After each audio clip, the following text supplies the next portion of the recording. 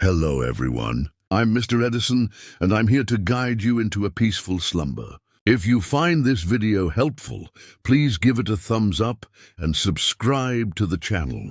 I'd love to know where you're from and what time it is as you unwind. So settle in, get cozy, and let the relaxation begin.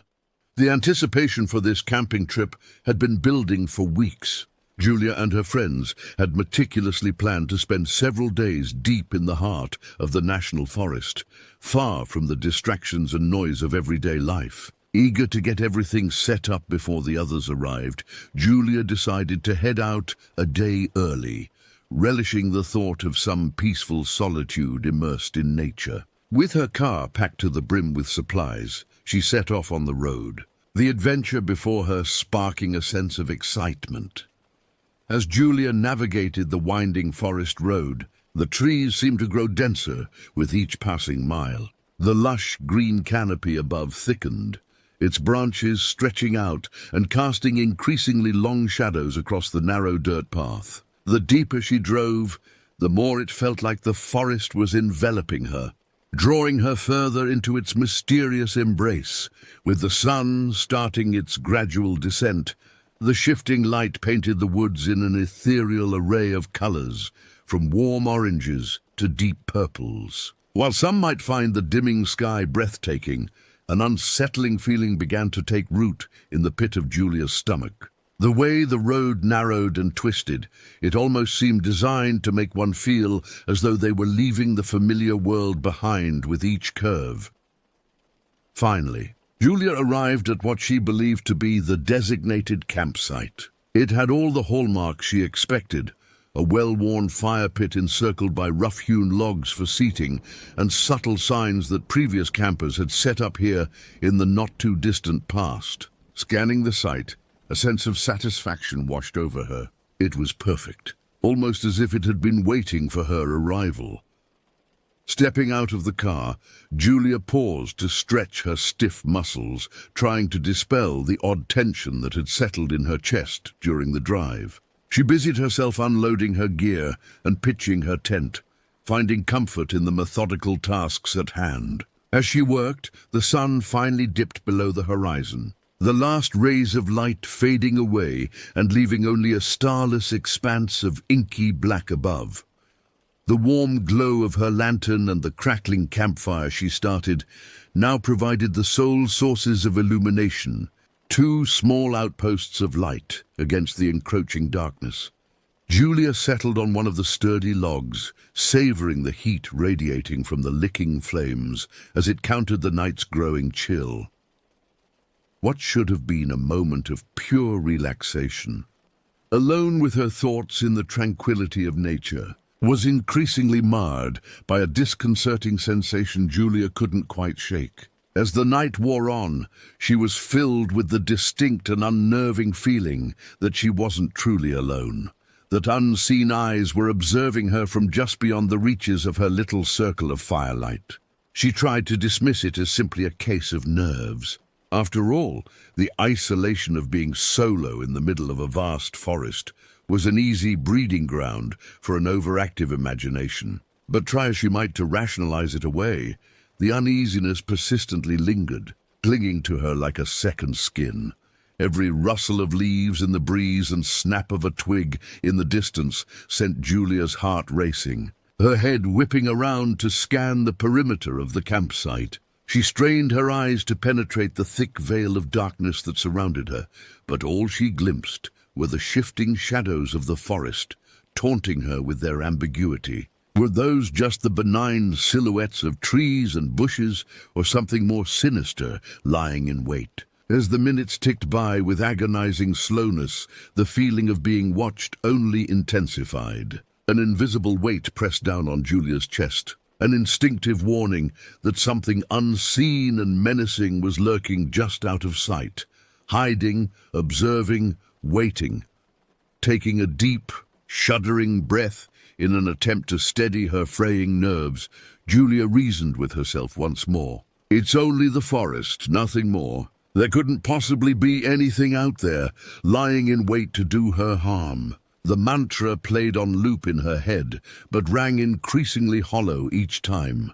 When the urge to retreat to the flimsy safety of her tent finally won out over her determination to ride out her baseless fears, Julia decided it was time to call it a night. She hurriedly doused the fire, plunging the site into complete darkness, and crawled into her waiting sleeping bag. The thin nylon walls suddenly felt woefully insufficient, but she zipped the flap tightly behind her nonetheless. Settling into her makeshift bed, Julia tried to calm her racing mind and tune into the usual nighttime sounds of the forest. The gentle whisper of wind through the treetops, the faint hooting of an owl in the distance. But the more she focused, the more her senses seemed to play tricks on her. Each innocuous noise morphed into something more foreboding in her hypervigilant state. Sleep did not come easily that night, despite her physical and mental fatigue from the day's travels. Julia lay frozen, barely breathing, as she listened to the oppressive silence and battled the pervasive feeling of being watched. Julia jolted awake, unsure if she had actually managed to drift off or merely closed her eyes for a few minutes. Her heart was pounding against her ribcage like a caged bird, desperate to escape, but she couldn't immediately pinpoint why. Then she heard it, indistinct whispering, so faint it could almost be mistaken for the sighing of the wind. The hairs on the back of her neck stood at attention as Julia strained to listen, holding her breath lest it obscure the elusive sounds. The whispering seemed to emanate from every direction at once, filling the air around her tent. She could make out multiple voices, both male and female, their words unintelligible as they murmured urgently to one another. An icy wave of fear crashed over Julia, paralyzing her where she lay. Her mind raced, trying to come up with a logical explanation, but kept coming up blank. Who could possibly be out here in the middle of the night, let alone surrounding her campsite and whispering? The thought defied reason. With a shaking hand, Julia fumbled blindly in the dark for her flashlight. When her fingers finally closed around the cool metal cylinder, she felt a small surge of relief. At least, she would no longer be completely blind. She flipped the switch, and the interior of the tent was instantly bathed in a weak pool of light that did little to dispel the pressing darkness outside. It flickered ominously for a few seconds before steadying. As soon as the light came on, Julia realized the whispering had ceased as abruptly as it had begun. The silence rang in her ears, almost more deafening than the sinister murmuring had been. She debated staying huddled in the scant safety of her tent, but the not knowing was unbearable. Hands trembling, Julia reached for the tent's zipper, easing it open slowly to create a small gap that she could peer out of. Her fire had long since burned down to faintly glowing embers, but it was enough for her to make out the perimeter of her campsite. Holding her breath, she scanned the area, bracing herself for what she might find. At first, nothing looked out of place, just the still forms of trees and underbrush, barely visible in the moonless night. But as her gaze swept the edge of the clearing, her blood turned to ice in her veins. There, standing just beyond the boundary of her sight, were shadowy figures. It was difficult to determine their exact number in the darkness, but Julia counted at least 5 or 6, maybe more. They stood utterly motionless, seeming to blend into the very fabric of the night. And even though Julia couldn't see their faces, she could feel their eyes boring into her, unblinking and intense. Her mouth went bone dry and her throat constricted so tightly it was a miracle she could still draw breath. "Hello?" The word left Julia's mouth as little more than a strangled whisper, her voice cracking with strain and fear. She wasn't even sure why she had spoken. Some primal part of her brain grasping for any shred of normalcy or control in the face of the inexplicable. The figures remained as still as carved stone, not acknowledging her tentative greeting. They gave no indication that they were anything more than illusions born of shadow and moonlight, except for the weight of their unseen stares that seemed to pin Julia in place. With a hand that shook violently enough to make the beam dance, Julia directed her flashlight toward the watchers at the edge of the clearing. For one heart-stopping moment, as the light stuttered, she thought she saw one of the figures take a halting step forward. She bit back a scream, the sound lodging painfully in her throat. Julia quickly redirected the unsteady illumination back to where the figure had been, expecting to see it caught in the act of approaching. But the spot was empty. It was as if the shadows had simply swallowed the figure whole, erasing any trace of its presence. Ice flooded Julia's veins as her wide eyes darted from one patch of darkness to the next, finding each one vacant. There was no sign of the figures at all now, just the unmoving silhouettes of trees. A choked sob worked its way free of her throat as Julia scrabbled to zip the tent flap closed again with numb, uncooperative fingers. She clutched the flashlight to her chest like a talisman, the physical manifestation of the life raft her fragile grasp on reality had become.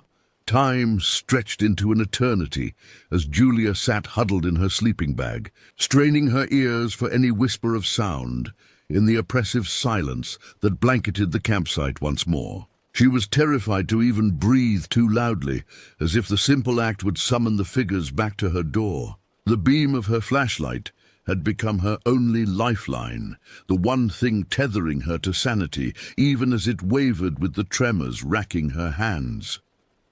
Seconds bled into minutes, and minutes into hours. The night dragged on in a never-ending cycle of ragged breaths and thundering heartbeats. Every rustle of leaves or crack of a twig made Julia's stomach lurch with renewed dread. It was impossible to tell if the noises were just the normal sounds of the forest at night or the footsteps of the figures stalking ever closer, toying with their cornered prey.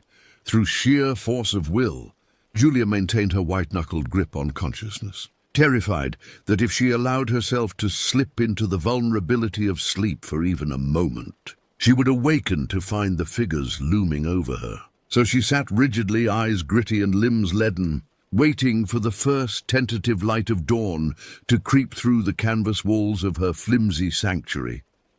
When the sun's rays finally began to paint the interior of the tent a hazy grey, Julia felt fractionally lighter, as if a crushing weight had been lifted from her chest. She had never been so grateful to see the arrival of a new day. Still, she moved cautiously as she unzipped the flap once more, half expecting to find herself face to face with the shadows that had haunted the edges of the campsite in the dark. To her immense relief, the clearing was empty and still in the pale light of morning. The remnants of last night's fire lay cold and dormant in the pit, little more than a blackened smudge against the dew-damp ground. The forest seemed to hold its breath, not so much as a bird's chirp breaking the hush. Julia tried to reconcile the eerie normalcy of the scene with the nightmarish events that had unfolded mere hours before. Had it truly happened, or had her exhausted mind conjured phantoms out of moonbeams and mist? Even in the light of day, with the terror less immediate, she couldn't fully convince herself it had all been a product of her imagination. The primal fear had been too visceral, the memory of those staring figures too vividly seared into her brain. Julia's hands shook as she hastily packed up her belongings, stuffing gear haphazardly into her backpack without even pausing to roll her sleeping bag. She felt jittery and strung out, her nerves rubbed raw after a night of unrelenting vigilance. Every few seconds, her eyes would dart to the edges of the clearing, searching for any sign that the figures had returned. Unease prickled at the base of her neck as she worked, the sensation of being watched an almost tangible thing. The shadows that had seemed so benign in the daylight took on a more sinister character now, each one harboring the potential for hidden danger. Julia couldn't shake the thought that the figures were still out there somewhere, concealed among the trees, their unseen eyes tracking her every movement. Forcing herself to take a steadying breath, Julia fished the map out of her pack with unsteady hands. She needed to reorient herself, to find the quickest route back to civilization and the refuge of other human beings. As her eyes scanned the winding lines and cryptic symbols, a sinking realization settled in her gut like a stone. The campsite she had spent the night at, the one where the shadows had come calling, wasn't the spot she and her friends had so carefully chosen. A chill that had nothing to do with the crisp morning air crept down Julia's spine as she double-checked the map with a growing sense of unease. She had been so confident when she arrived, so certain that she had found the right place. But now, in the harsh light of day, and with the lingering echoes of her nighttime terror still ringing in her ears, she could see the truth with painful clarity. In her eagerness to claim the perfect spot and set up camp before the others arrived, Julia had strayed from the plan. The site she had selected was miles off course, far from the safety of the designated meeting place. She was alone, truly alone, in a part of the forest she had never intended to explore. Questions raced through Julia's mind as she struggled to process this new information. Who had been here before her, leaving behind the telltale signs of previous campers that she had found so comforting at first? Were the shadowy figures she had seen in the night somehow connected to this place, drawn to it for reasons she couldn't begin to fathom? There was no time to dwell on the unsettling possibilities. Julia knew she needed to move, to put as much distance as possible between herself and this clearing that now felt tainted by some unknowable malevolence. She shoved the map back into her pack and shouldered it with a new sense of urgency. As she set off through the trees, Julia tried to maintain a brisk pace despite the exhaustion that weighed down her limbs. Every snap of a twig underfoot made her flinch, and she found herself constantly looking over her shoulder, half expecting to catch a glimpse of dark figures flitting between the trunks. The forest, which had seemed so inviting and full of promise when she first arrived, now felt oppressive and alien, filled with hidden threats at every turn. Julia's heart hammered against her ribs as she pushed onward, determined to reach the safety of her car and the open road beyond. She silently berated herself for her foolishness, for allowing her excitement to cloud her judgment and lead her so far astray. If only she had stuck to the plan, if only she had waited for her friends, but there was no changing the past. All Julia could do now was keep moving forward, one foot in front of the other, and pray that the watchful eyes she felt on her back were nothing more than the product of her own frayed nerves. Still, she couldn't quite shake the feeling that something out there in the shadows was biding its time, waiting for the perfect moment to make itself known once again. By the time Julia reached her car, her lungs were burning and her legs felt like jelly from the relentless pace she had set. She practically collapsed against the driver's side door, her trembling hands fumbling with the keys as she unlocked it. The metallic click of the lock disengaging had never sounded so sweet. Julia tossed her pack carelessly into the back seat, not even bothering to make sure it landed right side up. She slid behind the wheel and slammed the door shut, the resounding thud making her feel marginally safer, as if the flimsy barrier of glass and steel could somehow keep the shadows at bay. With shaking fingers, Julia turned the key in the ignition, praying that the engine would turn over on the first try. For one horrifying moment, there was only silence, and she could feel the icy tendrils of panic beginning to take hold once more. Then, blessedly, the car roared to life, the sudden noise shattering the eerie quiet of the forest. Julia gripped the steering wheel with white-knuckled intensity as she put the car in gear and pointed it back toward the main road. The narrow, winding path that had seemed like such an inviting gateway to adventure the day before now felt like an endless gauntlet, fraught with unknown dangers at every bend. As she drove, Julia's eyes flicked compulsively to the rearview mirror, half expecting to see dark figures emerging from the tree line behind her. Every time a branch scraped across the car's roof or a shadow flickered in her peripheral vision, she would flinch, her heart leaping into her throat. It was as if some part of her couldn't quite believe she had escaped, that the nightmare wasn't truly over, until she put the forest firmly in her rearview mirror. The tires kicked up dust and gravel as Julia sped down the forest road, putting as much distance as possible between herself and the campsite that would forever be seared into her memory. She needed to find her friends, to warn them about the unseen danger lurking in the woods they had all been so eager to explore. When she finally pulled into the designated meeting spot, Julia was relieved to see her friends' cars parked in a neat row, a beacon of normalcy amidst the chaos of the last 12 hours.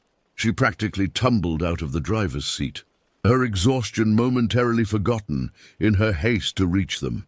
Her friends were already setting up camp, their cheerful banter and laughter carrying through the air. But as soon as they caught sight of Julia's haggard appearance and haunted eyes, their smiles faltered, replaced by expressions of concern. "Julia, what happened? You look like you've seen a ghost," Alex said, dropping the tent stake he had been hammering into the ground and hurrying over to her. I don't know how to explain it," Julia began, her voice trembling as the reality of what she had experienced came rushing back. "I went to the wrong campsite last night and there were these figures watching me from the woods. They were just standing there staring. And the whispering, God, the whispering." She trailed off, shuddering at the memory. Her friends exchanged uneasy glances, their faces a mix of confusion and growing unease. "What do you mean, figures?" Sarah asked, her brow furrowed. "Like people?" Julia shook her head vehemently. "I don't know what they were. They didn't move like people, didn't respond when I called out. It was like they were part of the shadows themselves." A heavy silence fell over the group as they tried to process Julia's words. Finally, Ethan cleared his throat, his expression grave. "You know, there are stories about these woods," he said quietly. "Old tales of things that lurk in the darkness, watching and waiting. Some say they're the spirits of the lost, others that they're something else, something that doesn't belong in our world." Julia felt a chill run down her spine at Ethan's words. She had always dismissed such stories as nothing more than campfire tales designed to scare gullible campers. But now, with the memory of those silent, staring figures still fresh in her mind, she couldn't help but wonder if there was some truth to the legends. "I can't stay here," she said, her voice barely above a whisper. "I don't know what I saw out there, but I know it was real. And I can't shake the feeling that they're still watching, waiting for the right moment to strike." Her friends didn't try to argue or convince her to stay. The fear in Julia's eyes was too raw, too visceral to be brushed aside. They helped her gather her belongings and load them back into her car, their own enthusiasm for the camping trip thoroughly dampened by the shadow of her experience. As Julia prepared to leave, Sarah pulled her into a tight hug, her eyes shining with unshed tears. "Be careful," she whispered. "And call us as soon as you get home, okay? Just so we know you're safe." Julia nodded, not trusting herself to speak around the lump in her throat. She climbed into her car and started the engine, casting one last look at her friends as they stood clustered together, their faces etched with worry. As she pulled away from the campsite, Julia couldn't help but feel a pang of guilt for leaving them behind. But the fear that had taken root in her heart was too powerful to ignore. She knew that if she stayed, if she let her guard down for even a moment, the figures from the shadows would be waiting, ready to claim her as one of their own. The drive home was a blur of white-knuckled tension and jumping at shadows. Every time a branch scraped across the car's roof or a gust of wind rattled the windows, Julia's heart would skip a beat, her mind instantly conjuring visions of dark figures emerging from the tree line. She barely registered the miles passing beneath her tires. Her entire focus narrowed down to the single, overwhelming need to put as much distance as possible between herself and the forest that had become a living nightmare. It wasn't until she saw the familiar landmarks of her hometown coming into view that Julia finally let out the breath she hadn't realized she'd been holding. But even as she pulled into the driveway of her cozy suburban home, Julia couldn't shake the feeling of unease that clung to her like a second skin. She sat in the car for a long moment, staring up at the darkened windows and trying to summon the courage to go inside. When she finally stepped through the front door, the silence of the house felt oppressive, almost smothering. Julia moved through the rooms on autopilot, turning on every light and checking every lock, as if the simple act of illumination could banish the shadows that seemed to lurk in every corner. She tried to go about her normal routine, unpacking her gear, starting a load of laundry, making a cup of tea, but every action felt mechanical, disconnected. Her mind kept drifting back to the campsite, to the feeling of unseen eyes boring into her from the darkness.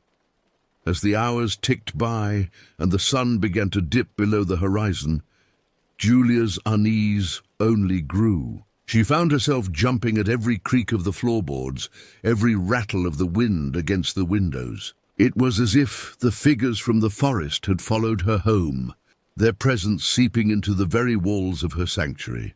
That night, as she lay in bed staring up at the ceiling, Julia couldn't shake the feeling that this was only the beginning, that whatever she had encountered in those woods was far from finished with her. She tossed and turned, her mind spinning with unanswered questions and half-formed fears. When sleep finally claimed her, it was fitful and plagued by nightmares. In her dreams, she was back at the campsite, the shadows pressing in from all sides. She could hear the whispering again, louder now, the voices blending together into a wordless, haunting melody. And everywhere she turned, the figures were there, watching, waiting.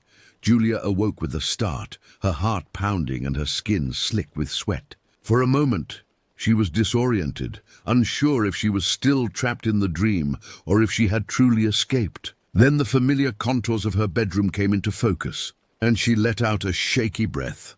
But even as she tried to reassure herself that it had only been a nightmare, Julia couldn't shake the feeling that something fundamental had shifted, that the world she thought she knew had been irrevocably altered by her brush with the unknown. In the days and weeks that followed, Julia tried to put the experience behind her.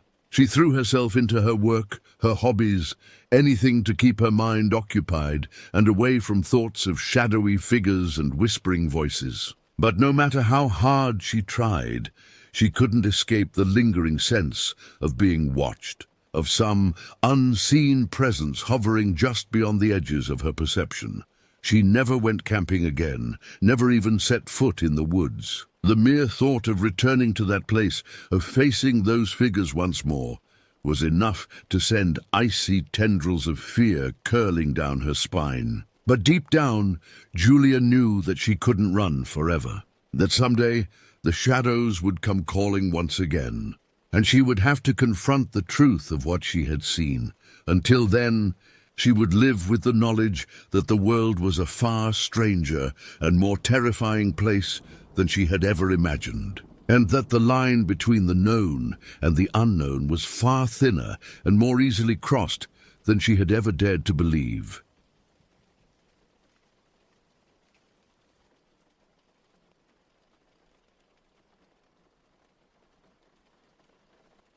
The date was September 15th, 2022. I was 28 years old, and my girlfriend Ella was 26. We had been dating for just over a year, bonding over our shared love of the outdoors and adventure. That fateful day, we decided to embark on a hike in the dense forests of the Pacific Northwest, eager to escape the mundane routines of our daily lives.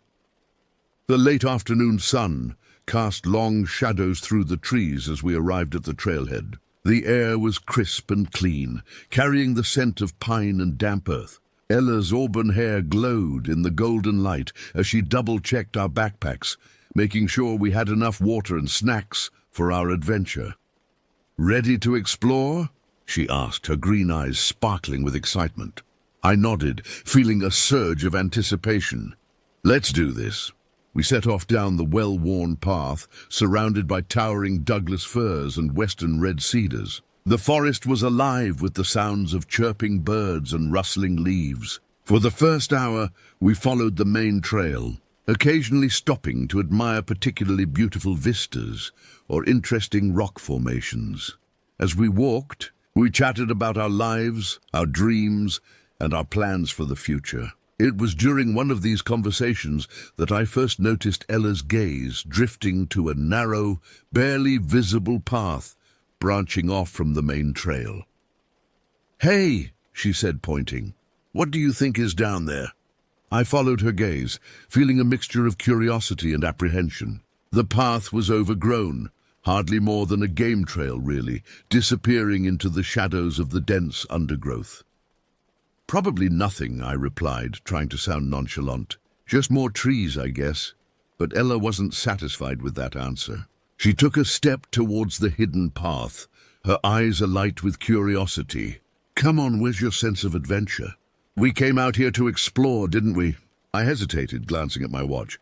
We still had a few hours of daylight left, and we were well prepared with flashlights and extra batteries if we needed them. Still, something about that narrow path made me uneasy. "I don't know, Ella," I said. "We don't want to get lost." She laughed, the sound echoing through the trees. "We won't get lost. We'll just go a little way and then turn back. What's the worst that could happen?" Those words would haunt me in the days and weeks to come. Against my better judgment, I nodded. "All right, but just for a little while. And we mark our path so we can find our way back." Ella grinned triumphantly and pulled out her pocket knife. She carved a small X into the bark of a nearby tree, marking our starting point. Then, hand in hand, we stepped off the main trail and into the unknown. At first, our detour felt exciting. The path was challenging, requiring us to duck under low-hanging branches and clamber over fallen logs. The forest seemed to close in around us, the canopy above growing denser, filtering out more and more of the fading sunlight. We continued marking trees as we went, leaving a trail of X marks behind us like breadcrumbs. The air grew cooler as we ventured deeper into the forest, and the sounds of wildlife began to fade. An eerie silence settled over us, broken only by the crunch of leaves and twigs beneath our feet. After about 20 minutes of hiking, we came across a small clearing. The trees seemed to part, revealing a patch of sky above. In the center of the clearing stood an old, gnarled oak tree, its branches twisted and bare despite the season. "Wow," Ella breathed, stepping into the clearing. "This is beautiful." I followed her, my eyes drawn to something at the base of the oak tree. As we drew closer, I realized it was a small pile of stones, carefully stacked into a cairn. "Look at this," I said, crouching down to examine the stones. "Someone's been here before." Ella knelt beside me, running her fingers over the smooth surface of the topmost stone. "I wonder who built it," she mused. "And why?" I shrugged, standing up and brushing off my hands. "Hikers, probably. It's not uncommon to find cairns in the woods." But even as I said it, I felt a chill run down my spine. Something about this place felt off. The silence was too complete, the air too still. It was as if the forest itself was holding its breath. "Maybe we should head back," I suggested, trying to keep the unease out of my voice. Ella looked up at me, her brow furrowed. "Already? But we've barely explored at all." I was about to insist when something caught my eye. Just beyond the clearing, partially hidden by the underbrush, I saw a flash of white. "What's that?" I asked, pointing. Ella followed my gaze, her eyes widening. Without a word, she stood and started walking towards the object. I hurried after her, my heart beginning to race. As we pushed through the undergrowth, the white object came into view. At first, I couldn't make sense of what I was seeing. It looked like a human figure, but something was wrong. The proportions were off, the skin too smooth and pale. Then, with a jolt of shock, I realized what we were looking at. It was a mannequin. The mannequin stood propped against a tree, its plastic limbs dirt-streaked and tangled with green moss. One arm was missing, and a floppy, weather-beaten hat sat crookedly on its head. Its blank eyes stared unseeingly into the forest, as if keeping watch over some unseen domain. Ella and I stood frozen, staring at the incongruous figure. The silence in the forest seemed to deepen, pressing in on us from all sides. "What the hell?" I whispered, my voice sounding unnaturally loud in the stillness. Ella took a hesitant step forward, reaching out to touch the mannequin's shoulder. "It's just a dummy," she said, her voice shaking slightly. "Someone must have left it here as a joke. I wasn't so sure." The mannequin's presence felt deliberate, almost menacing. Its blank face seemed to mock us, as if it knew something we didn't. "We should go," I said, grabbing Ella's hand. "This is getting weird." She nodded, her earlier enthusiasm replaced by a growing unease. We turned to retrace our steps, but as we did, I felt a chill run down my spine. The forest looked different somehow, the trees closer together, the shadows deeper and more menacing. "Do you remember which way we came?" Ella asked, her voice small and uncertain. I swallowed hard, trying to orient myself. "I think it was this way," I said, pointing to what I hoped was the direction of the clearing. We set off, moving quickly through the underbrush. The light was fading fast now, the forest growing darker with each passing minute. I kept expecting to see the clearing, to find the old oak tree and the cairn, but there was nothing but endless trees. "We should have reached the clearing by now," Ella said, her voice tight with fear. I nodded, trying to keep my own panic at bay. "Let's keep going." We must have just missed it, but as we pushed on, the forest seemed to grow denser, the air colder. The silence was oppressive now, broken only by our labored breathing and the pounding of my heart. Then, just as I was about to suggest we stop and try to get our bearings, Ella let out a strangled gasp. I followed her gaze and felt my blood run cold. There, lying half-buried under a pile of leaves, was another mannequin. This one was different from the first. It lay face up, its blank eyes staring sightlessly at the darkening sky. Its limbs were arranged in an unnatural pose, as if it had been carelessly tossed aside. "This isn't funny anymore," Ella whispered, her hand gripping mine so tightly it hurt. I couldn't speak. My mind was racing, trying to make sense of what we were seeing. One mannequin could be explained away as a prank, but two, in the middle of nowhere? "We need to get out of here," I managed to say, my voice hoarse. Ella nodded frantically and we set off again, our pace quickening to a near run. The forest seemed to close in around us, branches clawing at our clothes, roots threatening to trip us with every step. As we ran, I couldn't shake the feeling that we were being watched. Every shadow seemed to hide another mannequin, every rustle in the underbrush a potential threat. The darkness was almost complete now, the last vestiges of daylight fading rapidly. We stumbled on, desperate to find our way back to the main trail. But with each passing minute, it became clear that we were hopelessly lost. The trees all looked the same in the gathering darkness, and our trail of marked trees was nowhere to be found. Just as I was about to suggest we stop and try to call for help on our phones, Ella let out a terrified scream. I whirled around, my heart pounding, to see what had frightened her. There, not 10 feet away, stood another mannequin. This one was different from the others. It stood upright, its pose unnaturally stiff. But what made my blood run cold was its face. Unlike the blank expressions of the previous mannequins, this one seemed to be grinning, its painted lips curved in a mockery of a smile.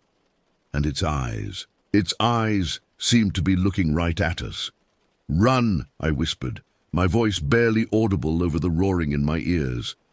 We took off, crashing through the underbrush with no regard for direction or safety. All that mattered was getting away from that grinning, watching face. As we ran, I could have sworn I heard something moving behind us, the sound of plastic limbs scraping against tree bark. But I didn't dare look back. I just ran, pulling Ella along with me, praying that we would find our way out of this nightmare. The forest had become a maze, a twisted labyrinth of shadows and fear. Ella and I stumbled on, our breath coming in ragged gasps, our legs burning with exertion. The darkness was almost complete now, the trees above us blotting out what little starlight managed to penetrate the thick canopy. I fumbled in my backpack for our flashlights, my hands shaking so badly I could barely grip them. When I finally managed to switch one on, the beam seemed pitifully weak against the oppressive darkness. "We need to stop," Ella panted, doubling over with her hands on her knees. "We're just getting more lost." I nodded, trying to catch my breath. "You're right. Let's try to think this through." We huddled together, the small circle of light from our flashlight creating an illusion of safety. I pulled out my phone, hoping against hope that we might have signal, but the screen showed no bars. "Okay," I said, trying to keep my voice steady. "We know we came from that direction." I pointed back the way we had come, though in the darkness all directions looked the same. "If we just keep going straight, we should eventually hit the main trail." Ella nodded, her face pale in the flashlight's beam. "What about those things?" I swallowed hard, not wanting to think about the mannequins. "They're not real," I said, as much to convince myself as her. "They can't hurt us." "They're just decorations or something." Even as I said it, I knew it wasn't true. There was something malevolent about those blank-faced figures, something that defied rational explanation. We set off again, moving more slowly this time, trying to conserve our energy. I kept the flashlight beam sweeping back and forth, searching for any sign of the trail or our marked trees. As we walked, the silence of the forest began to press in on us. There were no sounds of nocturnal animals, no rustle of wind through the leaves. It was as if the entire world had been muffled, leaving only the sound of our footsteps and ragged breathing. Then, without warning, the beam of our flashlight fell on something that made my heart stop. Another mannequin. This one was different from the others. It was seated on a fallen log, its head cocked to one side as if listening. But what made my blood run cold was its face. Unlike the blank expressions of the previous mannequins, this one's face was cracked and weathered, giving it an almost lifelike appearance in the harsh light of the flashlight. Ella let out a strangled whimper, pressing herself against me. I wrapped my arm around her, feeling her trembling. "It's okay," I whispered, though I didn't believe it myself. "It's not real. It can't hurt us." But as I stared at the mannequin, I could have sworn I saw its head move, just slightly, as if tracking our movement. "Did you see that?" Ella gasped. I nodded, unable to speak. We backed away slowly, our eyes fixed on the seated figure. As we retreated, the shadows seemed to deepen, swallowing the mannequin in darkness. We turned and ran again, no longer caring about direction or conserving energy. All that mattered was putting as much distance between us and that watchful, cracked face as possible. As we ran, the forest seemed to come alive around us. Branches whipped at our faces, roots reached up to tangle our feet. More than once I stumbled, only Ella's grip on my hand keeping me upright. And all the while, I couldn't shake the feeling that we were being pursued. Every time I dared to glance back, I expected to see a horde of mannequins chasing us. Their blank faces twisted into grins of malice, but there was nothing behind us but darkness and shadows. After what felt like hours of running, we burst into a small clearing. The trees opened up above us, revealing a sliver of night sky. In the center of the clearing stood a large boulder, its surface smooth and pale in the moonlight. We collapsed against the boulder, gasping for breath. My legs felt like jelly, and my lungs burned with each inhalation. Ella was in no better shape, her face streaked with tears and dirt. "We can't keep going like this," she panted. I nodded, trying to gather my thoughts. "Maybe we should stay here for the night," I suggested. "We can climb up on the boulder. It'll give us a better vantage point, and we'll be safer off the ground." Ella looked dubious, but nodded. We helped each other scramble up onto the boulder's flat top, our muscles protesting every movement. Once we were settled, I switched off the flashlight to conserve batteries. The darkness closed in around us, but at least up here, we could see the stars through the gap in the trees. We sat in silence for a long time, listening to the oppressive quiet of the forest. Every snap of a twig, every rustle of leaves sent my heart racing. I kept expecting to see pale faces emerging from the darkness, plastic hands reaching for us, but nothing came. As the hours wore on, exhaustion began to overtake fear. Ella's head drooped onto my shoulder, her breathing becoming slow and regular. Despite my best efforts to stay awake, I felt my own eyelids growing heavy. Just before sleep claimed me, I saw something that made my blood run cold. At the edge of the clearing, barely visible in the dim starlight, stood a figure. It was too far away to make out clearly, but I knew with a bone-deep certainty that it was another mannequin, and it was watching us. I tried to fight off sleep to keep my eyes open, but exhaustion won out. As I drifted off, I could have sworn I heard the soft sound of plastic limbs moving, drawing ever closer. I awoke with a start, momentarily disoriented by the unfamiliar surroundings. The events of the previous day came rushing back as I felt the hard surface of the boulder beneath me and saw Ella still asleep at my side. The forest around us was bathed in the grey light of early dawn, the mist hanging low between the trees. As my eyes adjusted to the dim light, I scanned the clearing, half expecting to see a ring of mannequins surrounding us. But the area at the base of the boulder was empty. Had I imagined the watching figure last night? I gently shook Ella awake, watching as confusion, then remembrance, then fear flashed across her face. "We're still here," she whispered, her voice hoarse. I nodded grimly. "But we made it through the night. Now we need to find our way out." We climbed down from the boulder, our muscles stiff and aching from the uncomfortable night. The forest seemed different in the early morning light, less menacing, but no less alien. The mist swirled around our ankles as we stepped onto the damp forest floor.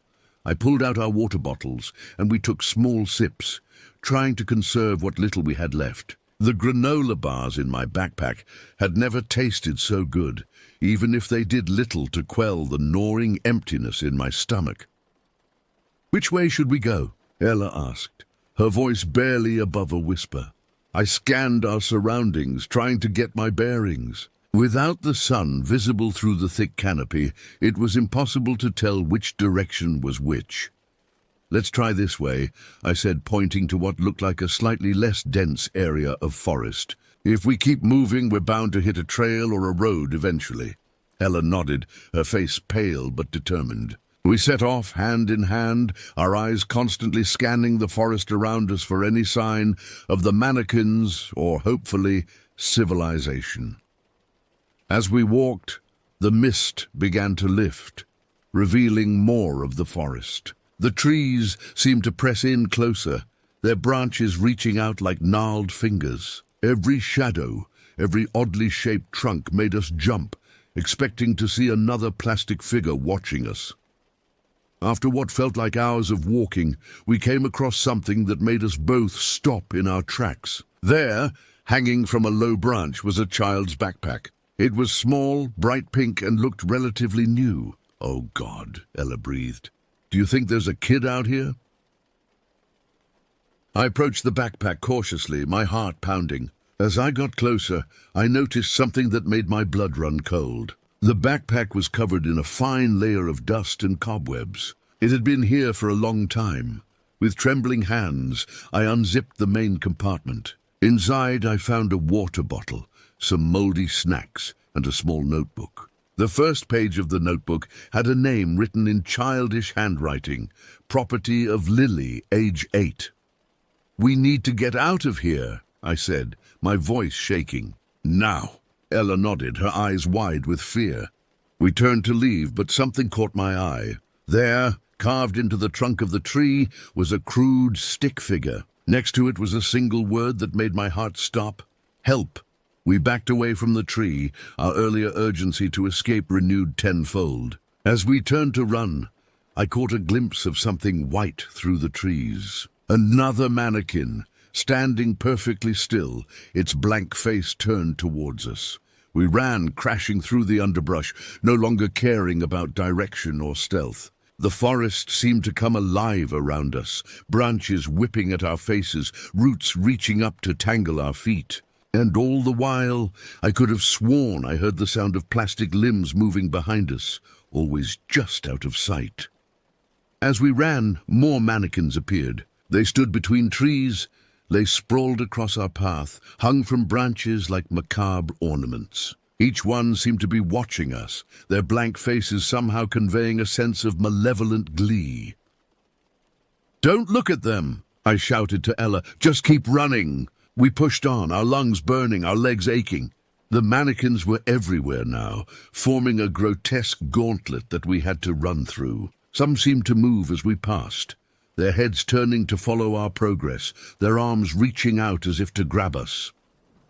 Just when I thought we couldn't go on any further, the trees suddenly thinned. Ahead, I could see sunlight streaming through the gaps in the canopy. With a final burst of energy, we broke through the tree line and found ourselves on the edge of a road.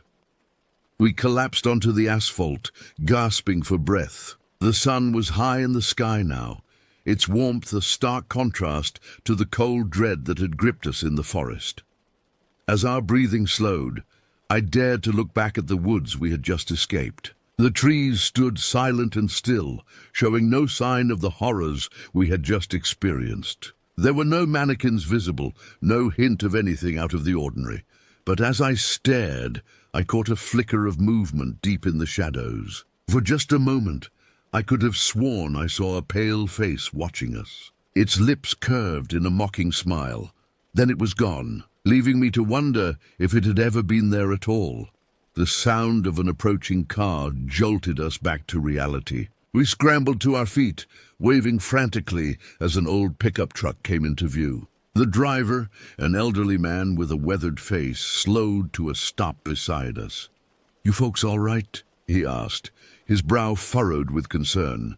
We must have looked a sight, clothes torn, faces scratched, eyes wild with fear and exhaustion. In halting words, we explained that we had gotten lost while hiking. We didn't mention the mannequins or the strange occurrences in the forest. Even to our own ears, the story sounded too fantastical to be believed. The old man, who introduced himself as Joe, offered us a ride back to town. As we climbed into the truck, I couldn't shake the feeling that we were being watched. I turned for one last look at the forest, half expecting to see a line of mannequins at the tree line. But there was nothing there, just trees and shadows. The drive back to town was quiet. Ella leaned against me, her body still trembling slightly. Joe tried to make conversation, asking about our hike and commenting on the beauty of the forest, but we could only manage monosyllabic responses. When we reached the town, Joe dropped us off at the local diner. "You two look like you could use a hot meal," he said kindly. "Take care now, and maybe stick to the marked trails next time, yeah?" We thanked him profusely and watched as he drove away. Then hand in hand we entered the diner. The normalcy of the place, the clinking of cutlery, the smell of coffee, the chatter of other patrons, felt surreal after our experience in the forest. We slid into a booth and ordered coffee and breakfast, even though it was well past noon. As we waited for our food, Ella finally broke the silence. "What happened out there?" she whispered, her eyes searching mine for answers. I shook my head at a loss for words. "I don't know," I admitted. "It doesn't make any sense." "Those mannequins," Ella continued, her voice shaking, They were moving, weren't they? I mean, I know it's impossible, but I saw them. They were watching us, following us." I nodded slowly. "I saw it too," I said. "But how? Why?" "None of it makes any sense." Our food arrived, momentarily distracting us from our disturbing memories. We ate in silence, each lost in our own thoughts. The hot food and coffee helped to ground us, to remind us that we were safe now, back in the world of the normal and explainable. But as I looked out the window at the distant line of trees that marked the edge of the forest, I couldn't shake the feeling that our ordeal wasn't over. Something out there had toyed with us, had led us in circles and terrified us for its own inscrutable reasons. And I had a sinking feeling that it wasn't done with us yet. After finishing our meal, we made our way to the local police station. We felt obligated to report what we had found, particularly the child's backpack. The officer on duty listened to our story with a mix of concern and skepticism. "We get a lot of hikers getting turned around in those woods," he said, making notes on a pad. "But mannequins? That's a new one." He promised to send a team to investigate the area where we had found the backpack. As for the mannequins, he suggested that perhaps we had stumbled upon some kind of art installation or elaborate prank. "People do strange things in the woods sometimes," he said with a shrug. "Best to stick to the marked trails in the future." We nodded, knowing how unbelievable our story must sound to an outsider. As we left the station, I couldn't help but feel a mix of relief and frustration. Relief that we had reported the backpack, potentially helping to solve a long, cold missing persons case. Frustration that we couldn't fully explain what had happened to us, that we might never know the truth behind our terrifying experience. That night, as we tried to sleep in the safety of our own beds, the memories of the forest haunted us. Every creak of the house, every shadow on the wall, seemed to hide a watching presence. I found myself getting up multiple times to check the locks on the doors and windows, half expecting to find a mannequin standing on the front porch, its blank eyes staring in at me. As I finally drifted off into an uneasy sleep, one thought kept circling in my mind. What if the forest wasn't done with us? What if, somehow, we had brought a piece of its terror back with us? The days following our return from the forest were a blur of sleepless nights and anxious days. Ella and I tried to resume our normal routines, but the memory of what we had experienced hung over us like a dark cloud. We jumped at every unexpected sound, flinched at every sudden movement in our peripheral vision. A week after our ordeal, I was walking home from work, taking my usual route through a quiet residential area. The sun was setting, casting long shadows across the sidewalk. As I turned a corner, something caught my eye that made my blood run cold. There, standing in the front yard of a house, was a mannequin. I froze, my heart pounding in my chest. The mannequin was dressed in old-fashioned clothes, its blank face turned towards the street. It looked like the kind of decoration you might see outside an antique store, but its presence here, in this quiet neighborhood, felt wrong. As I stood there, unable to move, a car drove by, momentarily blocking my view. When it passed, the mannequin was gone. I blinked, rubbing my eyes in disbelief. Had I imagined it? Was my mind playing tricks on me, projecting my fears onto innocent lawn ornaments? I hurried home, my earlier calm shattered. When I told Ella what I had seen, or thought I had seen, she grew pale. "I saw one too," she whispered. "Yesterday, on my way to the grocery store. It was just for a second, standing in an alley. When I looked again, it was gone. I thought I was going crazy." We sat in silence, the implications of our shared experiences sinking in. Whatever had happened in that forest, whatever force had toyed with us, it wasn't confined to the woods. Somehow, impossibly, it had followed us home. Over the next few days, the sightings continued. We would catch glimpses of mannequins in impossible places, peering out from behind trees in the park, standing motionless in shop windows long after closing time, lurking in the shadows of parking garages.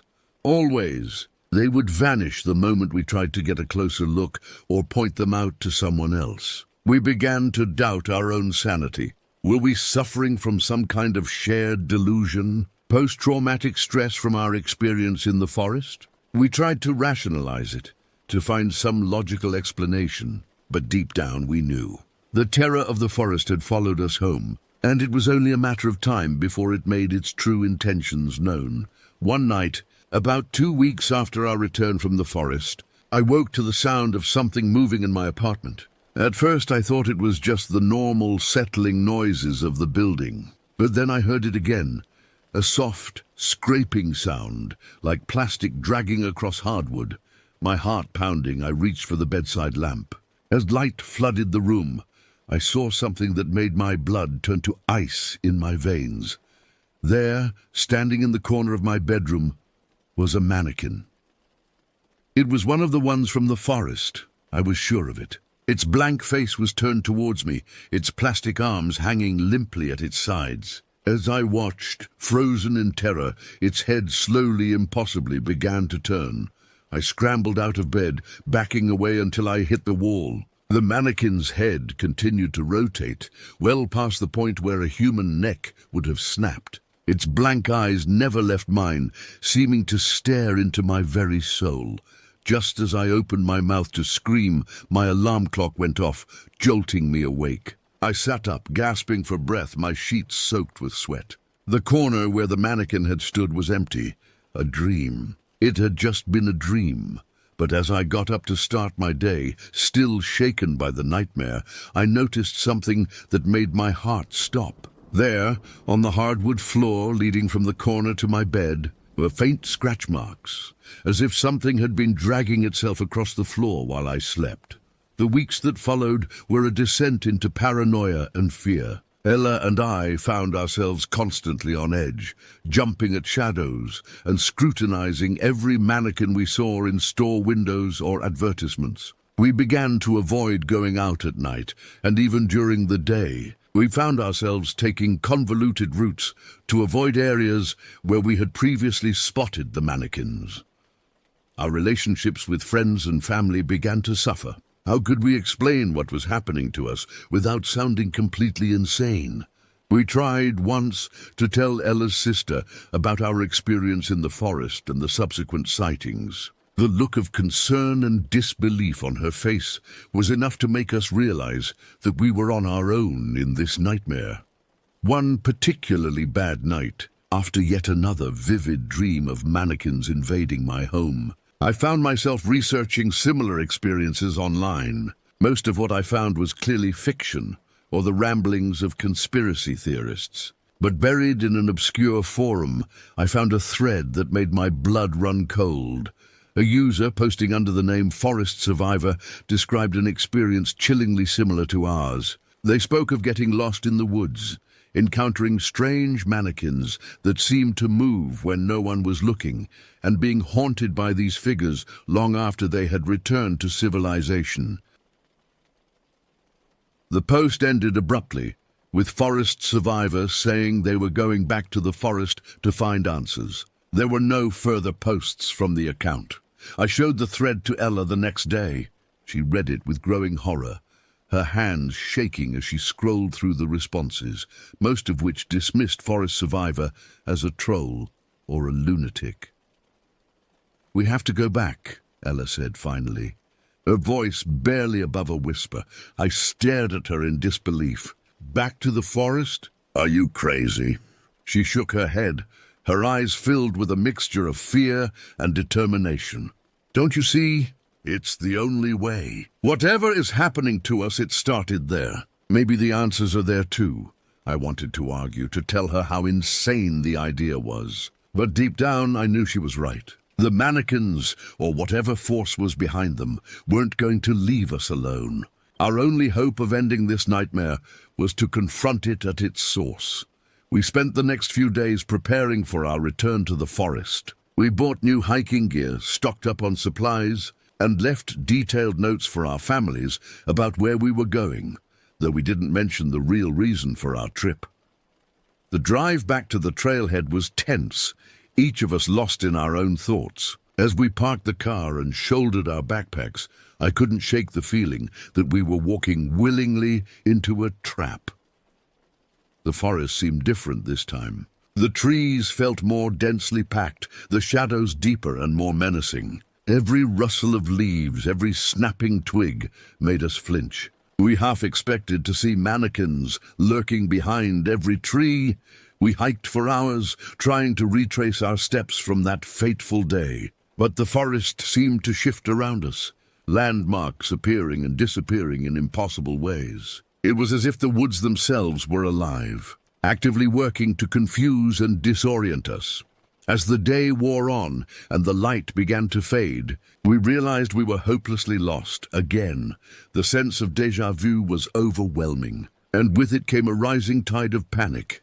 That's when we saw it. In the small clearing ahead, illuminated by the last rays of the setting sun, stood a single mannequin. Unlike the others we had encountered, this one was pristine, its surface unmarred by dirt or moss. It stood perfectly still, its blank face turned towards us. Ella gripped my hand tightly. "This is it," she whispered. "This is what we came for." Slowly, cautiously, we approached the mannequin. As we drew closer, I noticed something clutched in its plastic hand. It was a small pink backpack, the same one we had found on our first trip into the forest. With trembling hands, I reached for the backpack. As my fingers brushed against the worn fabric, a jolt of energy surged through me. The world seemed to shift and blur, and for a moment I saw flashes of images. A young girl running through the forest, mannequins closing in around her. A swirl of darkness and fear. I stumbled back, gasping. Ella caught me, her eyes wide with concern. "What happened?" she asked. Before I could answer, the mannequin's head slowly turned towards us. Its blank eyes seemed to bore into our souls, and its mouth, which had been a smooth, featureless expanse of plastic, began to open. A voice emerged, not from the mannequin's mouth, but seeming to come from the very air around us. It was a chorus of whispers, childlike yet ancient, filled with a mixture of malice and sorrow. "You came back," the voices said. "They always come back." Ella and I clung to each other, frozen in terror. The mannequin took a step forward, its movements jerky and unnatural. "We are the lost," the voices continued. "The forgotten, the abandoned. And now you will join us." As the mannequin advanced, more appeared from the shadows of the forest. Dozens, then hundreds of blank faces surrounded us, their plastic bodies moving with eerie grace. In that moment, we understood. The mannequins were vessels, prisons for the souls of those who had become lost in these woods over the years. Children, hikers, explorers, all trapped by some malevolent force that lurked in the heart of the forest. We turned to run, but there was nowhere to go. The mannequins closed in, their plastic hands reaching for us. As they touched us, I felt a cold sensation spreading through my body, as if my very essence was being drained away. Just when all seemed lost, a memory surfaced, the cairn we had found on our first trip into the forest. With the last of my strength, I pulled Ella towards where I thought it might be. The mannequins followed, their whispers growing louder, more frantic. We burst into the clearing with the old oak tree, the carefully stacked stones of the cairn still intact. Acting on instinct, I grabbed the topmost stone and hurled it at the nearest mannequin. To our amazement, the figure shattered like glass, releasing a swirl of mist that quickly dissipated. Ella caught on quickly, and soon we were both throwing stones at the advancing horde. Each impact released another trapped soul, the whispers changing from malice to gratitude as they were freed. As we fought, the true nature of the forest's evil became clear. It was an ancient, hungry thing, feeding on the fear and despair of those it trapped. The mannequins were its puppets, its way of luring in new victims. With each soul we freed, the forest's power seemed to wane. The trees groaned and shifted, the very ground beneath our feet trembling. We kept fighting even as our arms grew tired and our supply of stones dwindled. Finally, we faced the last mannequin, the one that had held the pink backpack. As I raised the final stone, I hesitated. This one felt different, more real somehow. "Please," came a single clear voice, a child's voice. "Set me free." With tears in my eyes, I threw the stone. As the mannequin shattered, I saw a brief glimpse of a young girl's smiling face before it faded away. The forest fell silent. The oppressive atmosphere that had haunted these woods for so long lifted, leaving behind an ordinary, peaceful forest. Ella and I collapsed to the ground, exhausted but alive. As the first light of dawn broke through the trees, we found our way back to the main trail with surprising ease. It was as if the forest itself was guiding us out, grateful to be free of the darkness that had possessed it for so long. We emerged from the woods forever changed. The authorities never did find any evidence to support our story, and we stopped trying to convince others of what we had experienced. But we knew the truth, and we carried with us the weight of the souls we had freed, and the knowledge of the thin line between our world and the realms of inexplicable darkness that lurk just out of sight. In the years that followed, we would sometimes catch a glimpse of something out of the corner of our eye, a flash of white, a hint of a blank face. But these sightings no longer filled us with dread. Instead, they served as reminders of the battle we had fought and the victory we had won. The forest had tested us, had nearly broken us, but in the end, we had emerged stronger. We had faced the darkness and come out the other side, forever marked by our journey, but no longer afraid of the shadows. As I finish writing this account, I can't help but wonder about other dark corners of the world, other places where ancient evils might lurk. And I know that if ever called upon again, Ella and I would be ready to face whatever horrors await, armed with the knowledge and strength we gained in that haunted forest. For now, though we live our lives, always keeping one eye on the shadows, always ready for the day when the mannequins might return. But until then, we cherish each moment of peace, each ordinary day, knowing all too well how quickly the familiar can turn into a nightmare.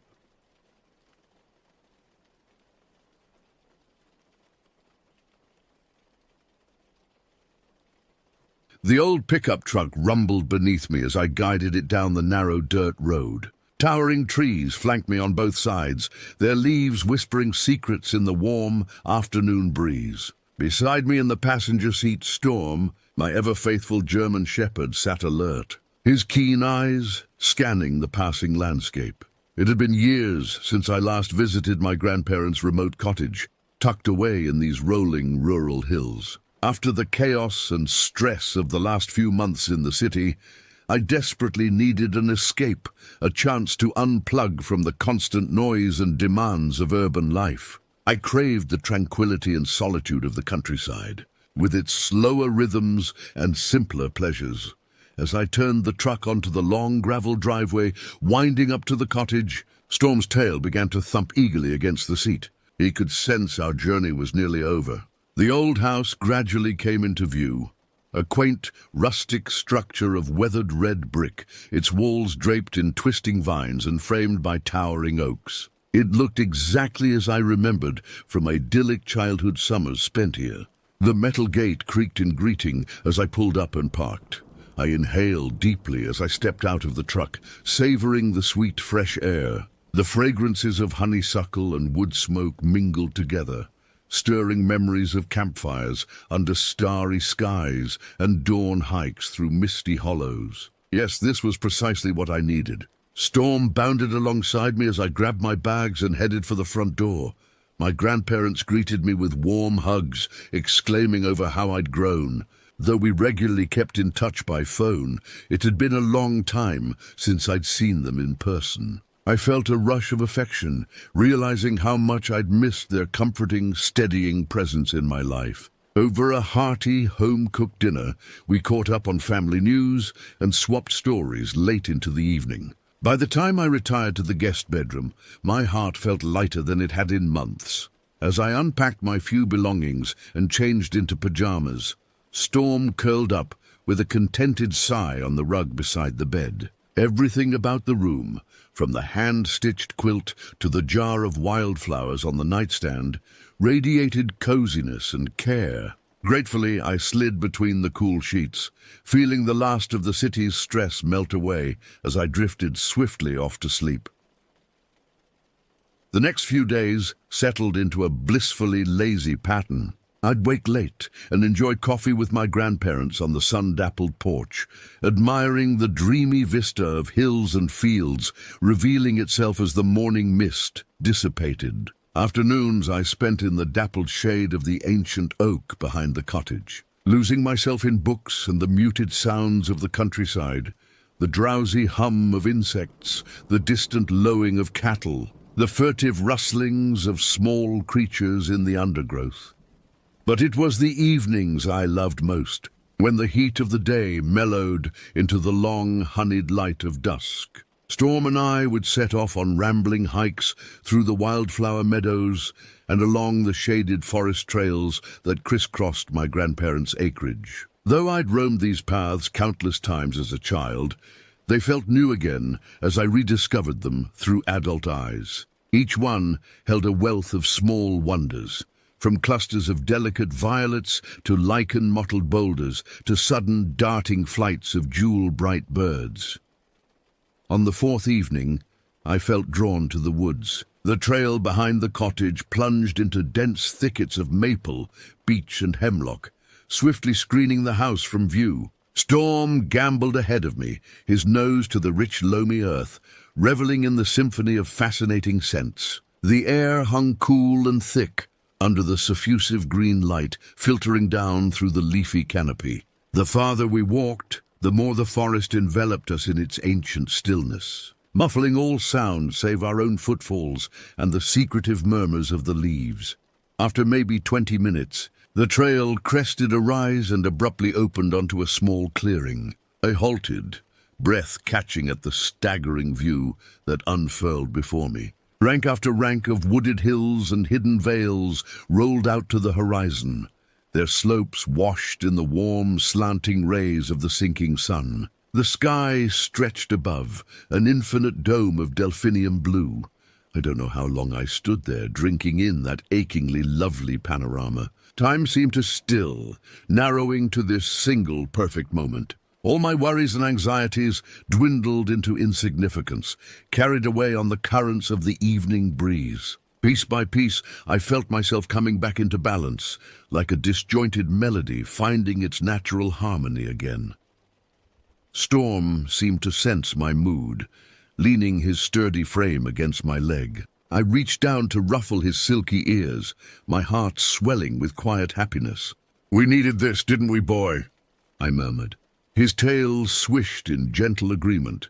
For a long while, we just stood together, watching the sun paint the hills in rivulets of gold as it descended. Bands of luminous color, apricot, lavender, periwinkle, limned the underbellies of the few wispy clouds drifting above. Finally, reluctantly, I turned back toward the trail. We'd need to head home soon, before full dark settled over the forest. Even though I knew these woods like my own skin, I had no desire to navigate them by night. Giving the vista one last, lingering look, I started back down the path, Storm padding contentedly alongside me.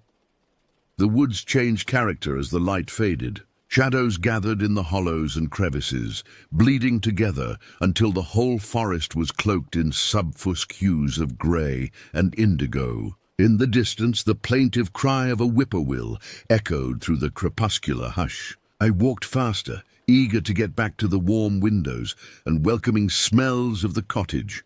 We'd gone maybe 10 minutes when Storm stopped short, his body stiffening. A low growl rumbled up from his chest as the fur on his neck bristled. Startled, I followed his gaze, peering into the gloom between the tree trunks. At first I saw nothing, but as my eyes adjusted, the silhouette of a large, dark shape materialized out of the shadows, maybe 30 yards off the trail. It was hard to judge size at that distance, but it appeared to be crouching, watching us. Adrenaline spiked through my veins, even as my mind struggled to make sense of what I was seeing. A bear, a wildcat? Surely not. But what else could it be, skulking there in the twilight? Then it moved, and a shaft of dying light fell across it, and the breath stuttered in my throat. It wasn't an animal. It was a person, dressed all in black, with some kind of mask covering their face. And they were holding something long and metallic that glinted dully. A feeling of sick dread clawed up my spine as I stared at that unnaturally still figure. Every instinct screamed danger. Storm's growl ratcheted up into a full-throated snarl, his muscles bunching as he prepared to lunge. No, I hissed, panic rising in my gorge like bile. Seizing his collar, I dragged him back, away from the watching shadow. "Home, Storm, we have to get home, now." Keeping my eyes locked on the intruder, I backed away, expecting them to charge at any second. But they remained eerily motionless, that dark mask fixed on me, as if daring me to break and run. It took every ounce of my rapidly fraying willpower not to do exactly that. Slowly, fighting the near-overwhelming urge to bolt, I edged backward until the bend in the trail finally hid them from view. The instant they vanished, I whirled and ran, my pulse a deafening drumbeat in my ears. Storm galloped beside me, his own breath coming hard and fast. I'd never been so hyper-aware of how deep we were in the forest, how far from help, how quickly full night was falling. Terror blew through me with hurricane force, filling my head with 1,000 horrific possibilities. My mind flashed to reports I'd read of women attacked in lonely places, their bodies left lifeless and mutilated. Oh God, was I going to be next? Who would find me out here broken and discarded among the rotting leaves? How long until my family even realized I was missing? I risked a glance over my shoulder, half expecting to see that ghastly masked figure sprinting after me. But the path stretched back empty and still. Only the rapid thud of my own feet and Storm's panting broke the sepulchral hush. I didn't slow, though. I couldn't shake the skin-crawling feeling of being watched. Hunted through a forest that suddenly felt alien and threatening. I have no clear memory of the remainder of that nightmarish flight back to the cottage. I know only that I ran until my lungs seared and my muscles screamed, certain with every gasping breath that I would feel rough hands grab me from behind and drag me into the darken.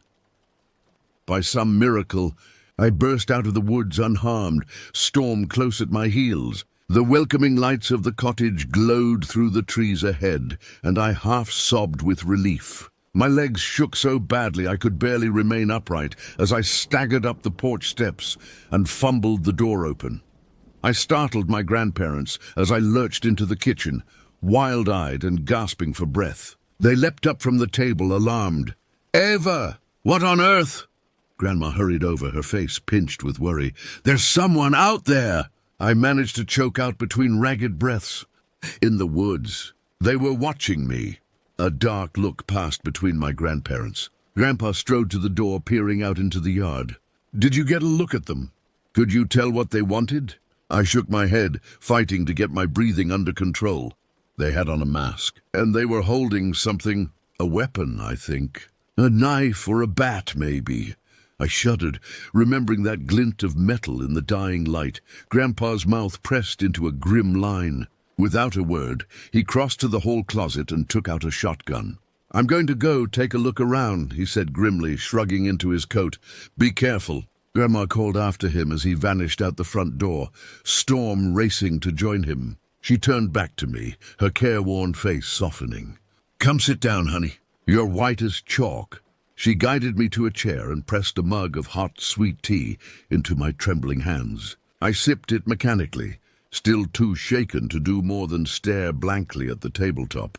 My mind churned, replaying those moments on the trail in an endless, nauseating loop. An age seemed to pass before the front door opened again, and Grandpa returned, his expression unreadable. He leaned the gun carefully against the wall before sitting down across from me with a heavy sigh. "Didn't see anyone out there," he reported. Storm and I checked all around the cottage and a good ways down the trail. No sign of any intruders. I closed my eyes briefly, trying to wrestle my spinning thoughts into some kind of order. "I swear I wasn't imagining it, Grandpa. There was someone there, watching me from the woods. I saw them clear as day." He nodded slowly. "I believe you. And I'm not saying they weren't out there. Whoever it was, looks like they've run off now." His weathered face creased in a frown.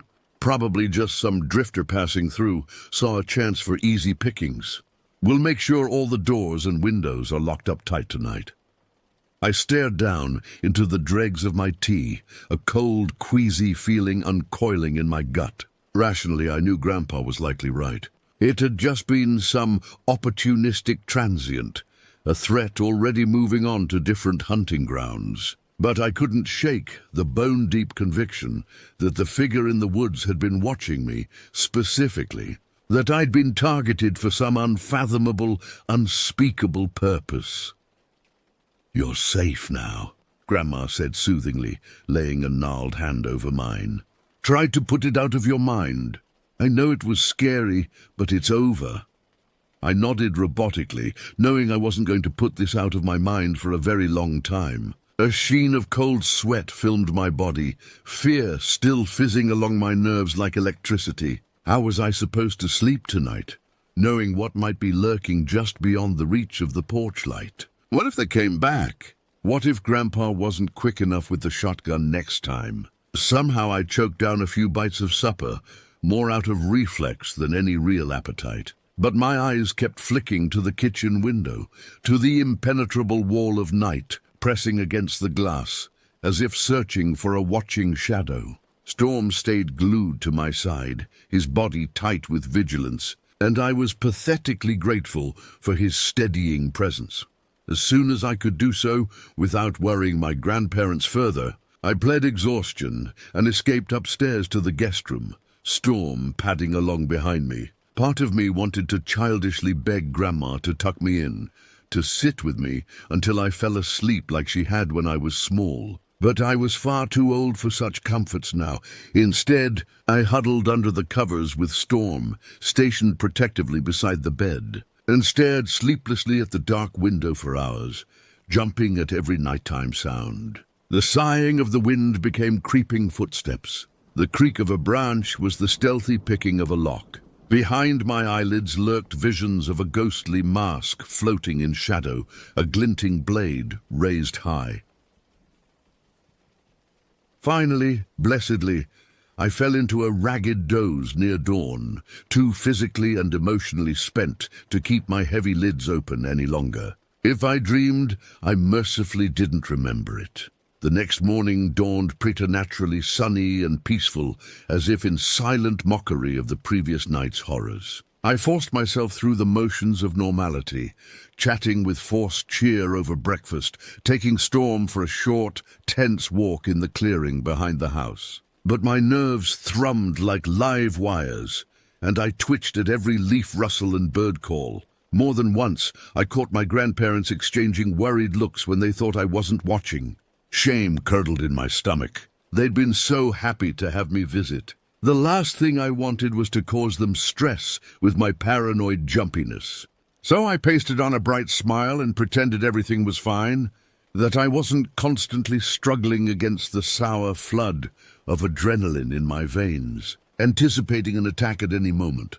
By lunchtime, when no faceless axe murderer had sprung out from behind the rose bushes, I'd started to relax a bit. I even managed a genuine laugh at one of Grandpa's notoriously corny jokes. I was probably just being ridiculous, blowing one weird, unsettling incident way out of proportion.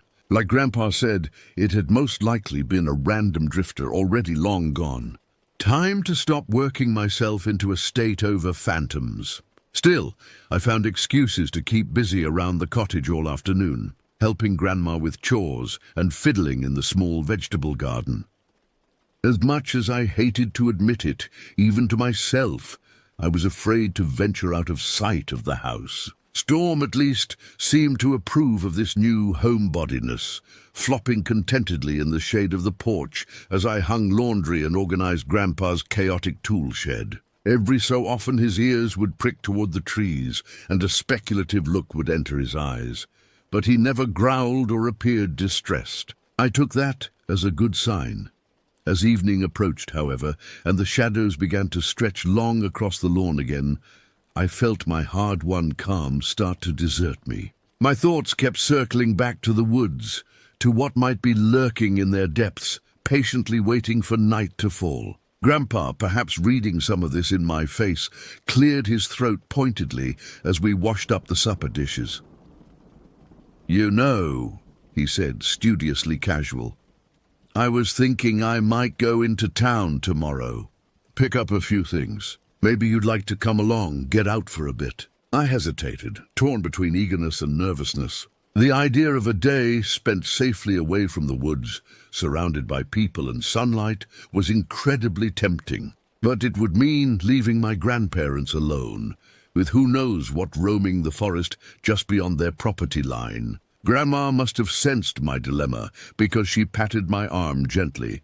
"You should go," she said. "Might do you good getting your mind off things for a while. Don't you worry about us. Grandpa and I have looked after ourselves for a lot of years, and I expect that Storm will be more than happy stay and play guard dog for the day, won't you, boy?" Storm, hearing his name, thumped his tail obligingly against the floor. I managed a slightly shaky smile. They were right, of course. Whatever had happened on the trail, I couldn't let it consume me, control my every waking thought and deed. That was no way to live. "Okay," I agreed. "A trip to town sounds great, actually." "Thanks, Grandpa." He winked at me, eyes crinkling. "Glad to hear it. We'll head out first thing after breakfast." I went to bed marginally less anxious that night, with the prospect of a fear-free day stretching ahead of me. If my sleep was lighter and more troubled than usual, I convinced myself it was simply lingering jitters. Totally understandable, given the circumstances. By morning I'd be right as rain again. How naive I was. How utterly foolishly unprepared for the horror to come. I awoke to Storm's ferocious barking and the unmistakable sound of shattering glass. Panic slammed into me like a prizefighter's fist, driving the air from my lungs. I tumbled out of bed, pulse galloping as I fumbled for the flashlight I'd stashed within easy reach before falling asleep. A final concession to my stubborn unease. Storm had fallen silent, but from downstairs came a confusion of crashing and thumping, as if a violent scuffle was unfolding. Oh God, someone was in the house. They'd come for us, just like I'd feared.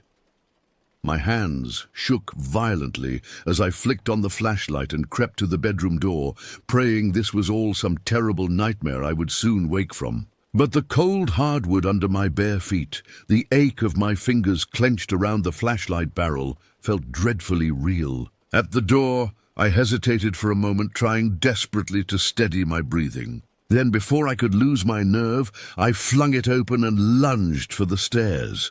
A war zone greeted me in the living room. Furniture was overturned, knickknacks shattered on the floor. Muddy footprints marred the carpet, stark in the flashlight's merciless glare. And in the center of it all lay Storm, his beautiful golden fur matted with something dark and glistening. Even from feet away, his chest was horribly, utterly still. A moan of denial clawed its way up my throat, but before it could tear loose, Grandpa's hoarse shout rang out from the direction of the kitchen. "Ever run!" Then the sharp crack of a shotgun blast shook the house. I whirled toward the kitchen doorway, just as a dark figure in a ghoulish mask staggered through it. On some mindless animal instinct, I hurled my flashlight at it with all my strength. The heavy metal cylinder struck it square in the face with a sickening crunch. The intruder reeled back with a garbled scream, hands flying to its shattered mask. I didn't wait to see more. I bolted through the living room and out the front door, not even feeling the wooden porch steps battering my feet as I flew down them. Behind me, an enraged bellow went up, galvanizing me to run faster. I plunged into the murky pre-dawn half-light, directionless terror whipping me forward. The gravel of the driveway bit into my soles, and then I was across it, plowing through the dewy grass of the sprawling lawn. I made for the woods, some wild spark of hope, insisting I could lose my pursuer in the labyrinthine tangle of the forest. But I'd barely reached the tree line when hands like steel traps clamped around my arms from behind. I arched and writhed, a scream tearing from my raw throat. "Thought you could get away, you little bitch!" The voice was a guttural masculine rasp, hot and rancid against my ear. "We've been watching you, waiting for you." There was a nightmarish unreality to hearing those words, that voice in this place that had always been a sanctuary. A bubble of crazed laughter swelled in my chest, even as those brutal hands wrenched my arms behind my back. Something coarse, rope, rasped against my wrists as the man wound them together in a ruthlessly tight knot. He shoved me forward, sending me sprawling face first into the dirt. I rolled, fighting to get my knees under me, and found myself staring up at my captor. In the grey light seeping through the leaves, his broken mask looked like something out of the most deranged horror movie. One eye peered out, livid with rage and glittering with a zealot's conviction. I had never seen hatred so pure or so terrifying. The shotgun blast had attracted attention. Faintly in the distance, I could hear alarmed voices slamming doors. But they were so far away, the house swallowed up by the trees. The man heard them too. He glanced toward the noise, then down at me, a considering tilt to his head that turned my stomach to ice. After a moment that felt like an eternity, he reached a decision. "Get up," he growled, seizing my upper arm and hauling me roughly to my feet. "You're coming with me." He dragged me around the side of the house toward the driveway. Some detached part of my brain realized he must have a vehicle waiting. He was going to take me away, to the horror he and his Confederates had planned for me. Once that happened, I knew with sick certainty no one would ever see me alive again. The scream that had been building in my chest finally burst free, an animalistic howl of desperation and defiance. I threw myself against my bonds, against the iron grip on my arm, thrashing with every ounce of strength left in my battered body. My captor snarled, twisting to subdue me. Then, out of nowhere, a dark shape came hurtling across the lawn and slammed into him with the force of a freight train. The man's hold on me broke as he crashed to the ground under a furious mass of bared teeth and flying fur. Storm, my brave, beautiful boy, blood-soaked but fighting with every last shred of life in him. I began twisting my hands, even before I'd fully processed what was happening, the rough rope shredding my skin. Some distant, autonomous part of my mind knew this was my one chance, that neither Storm nor I would survive if I didn't act now. Yanking one hand free, I scrabbled wildly at the gravel of the driveway, my fingers closing around a large rock. I didn't stop to think or to feel horror at what I was about to do. I simply brought the rock down with every ounce of desperate strength in my body, aiming for the ghastly broken mask. Once, twice, three times, until the mask and the face beneath it were an unrecognizable ruin, and the struggling form under Storm lay limp and still. The rock tumbled from my nerveless fingers as I collapsed to my knees, vomit surging up my throat. For a moment, I could only retch helplessly, my entire being reeling. Then slowly, other sensations began filtering back in. The gravel digging into my bare shins. The sticky mess of blood and worse things smeared across my hands and nightshirt. Storm's ragged breathing close beside me. With a small wounded sound, I reached for him, my own injuries forgotten. He licked my fingers weakly as I checked him over, finding the ugly gash across his ribs. Around us, the shouts were growing closer, beams of flashlights sweeping across the lawn. I felt a distant flutter of relief through the numbness enveloping me like a shroud. Help was coming, but it felt like too little, far too late. Something had changed in me, irrevocably shattered. I had entered these woods an ordinary young woman, perhaps a bit troubled but full of hope for a quiet, happy future. Now I was something else. Something that would never be clean or whole or unafraid again. The world had shown me the inhuman evil that lurked in its shadows, and I would never be able to unsee it. Bowing my head over Storm's prone form, I wept with great racking sobs as the trees stood sentinel around us, their branches whispering secrets to the uncaring sky. What came after was a blur of chaos and questions. Police, medics, the blinding strobe of emergency lights painting the dark a lurid red and blue. My grandparents, battered but miraculously alive, clinging to each other as tears streaked down their ashen faces. I answered the officer's queries mechanically, my voice a thready rasp. Yes, the man in the mask had broken in. Yes, he had attacked my dog, threatened my grandparents, tried to abduct me. No, I had never seen him before. No, I didn't know why he had targeted us, but even as I spoke the words, I knew they were a lie. Not about never having seen the man before. That much was true, but I understood, with a bone-deep, sickening certainty, exactly why he had come for me. It was the same reason I had felt that prickling unease, that sense of being watched and hunted from the moment I first set foot in these woods.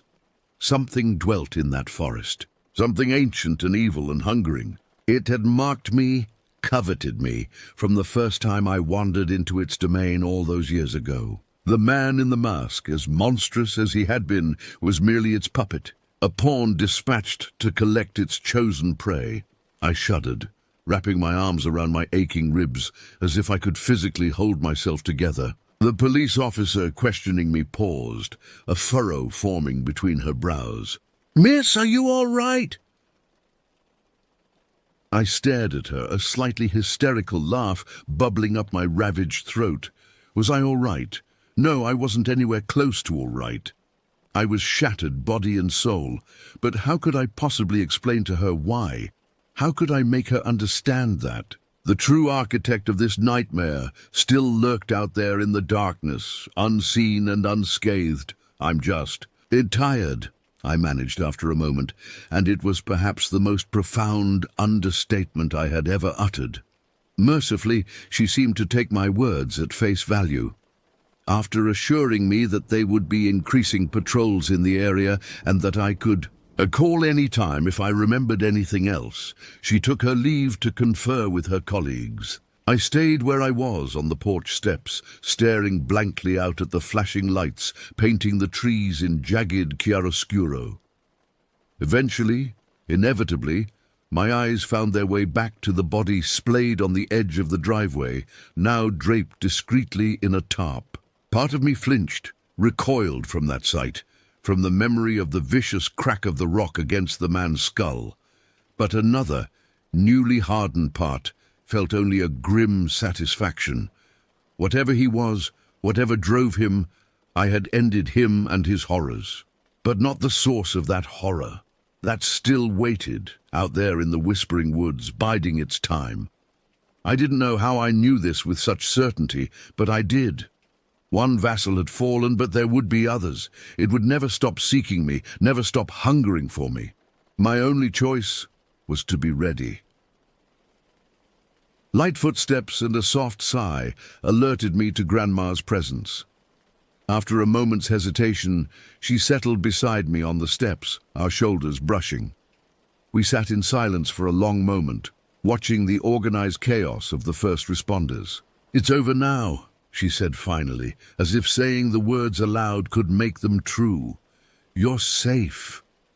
I nodded slowly, because it was what she needed me to do, but inside, I was shaking my head. It wasn't over.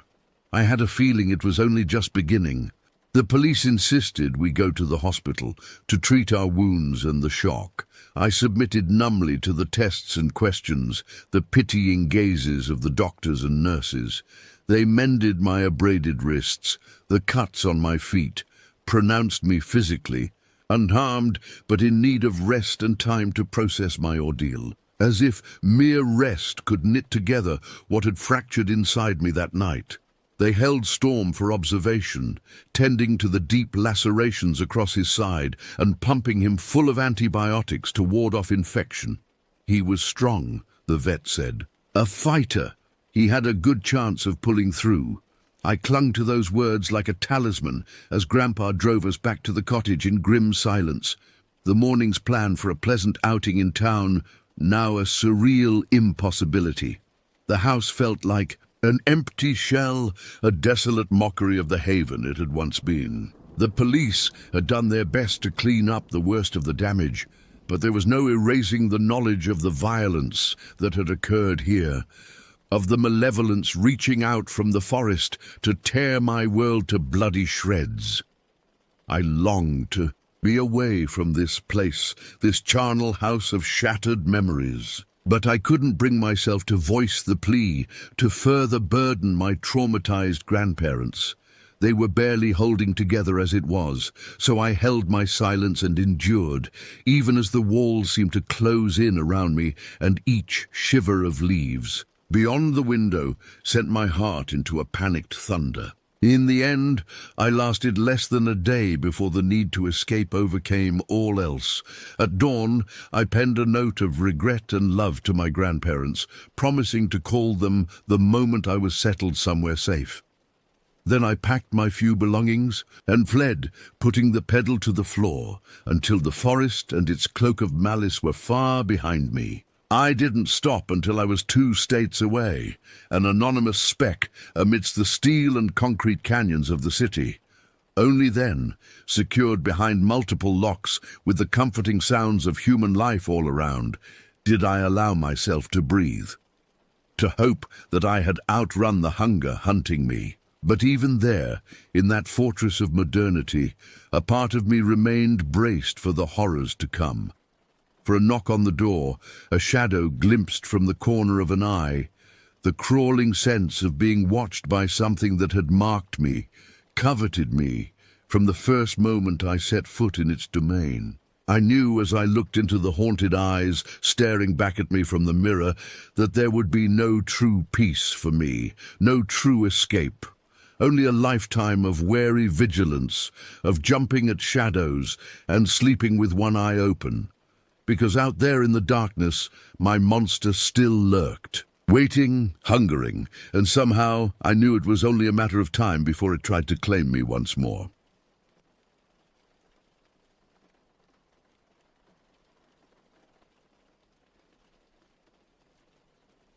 The sun was sinking low on the horizon as our battered pickup truck rumbled down the dirt road, kicking up clouds of rust-colored dust in our wake. It was August 15, 2020, and the 5 of us, myself, Tom, Anna, Dave, and Kelly, were headed deep into the heart of the forest for what we hoped would be a weekend of camping and adventure. I gripped the steering wheel tightly, my knuckles turning white as we navigated the increasingly narrow and treacherous road. The lush green forest pressed in on both sides, creating a claustrophobic tunnel of foliage that seemed to swallow us whole. "Are you sure this is the right way?"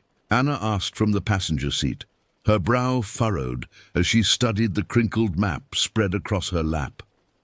"For the 100th time, yes," I replied, trying to keep the irritation out of my voice. We'd been driving for hours, and the strain was starting to show on all of us.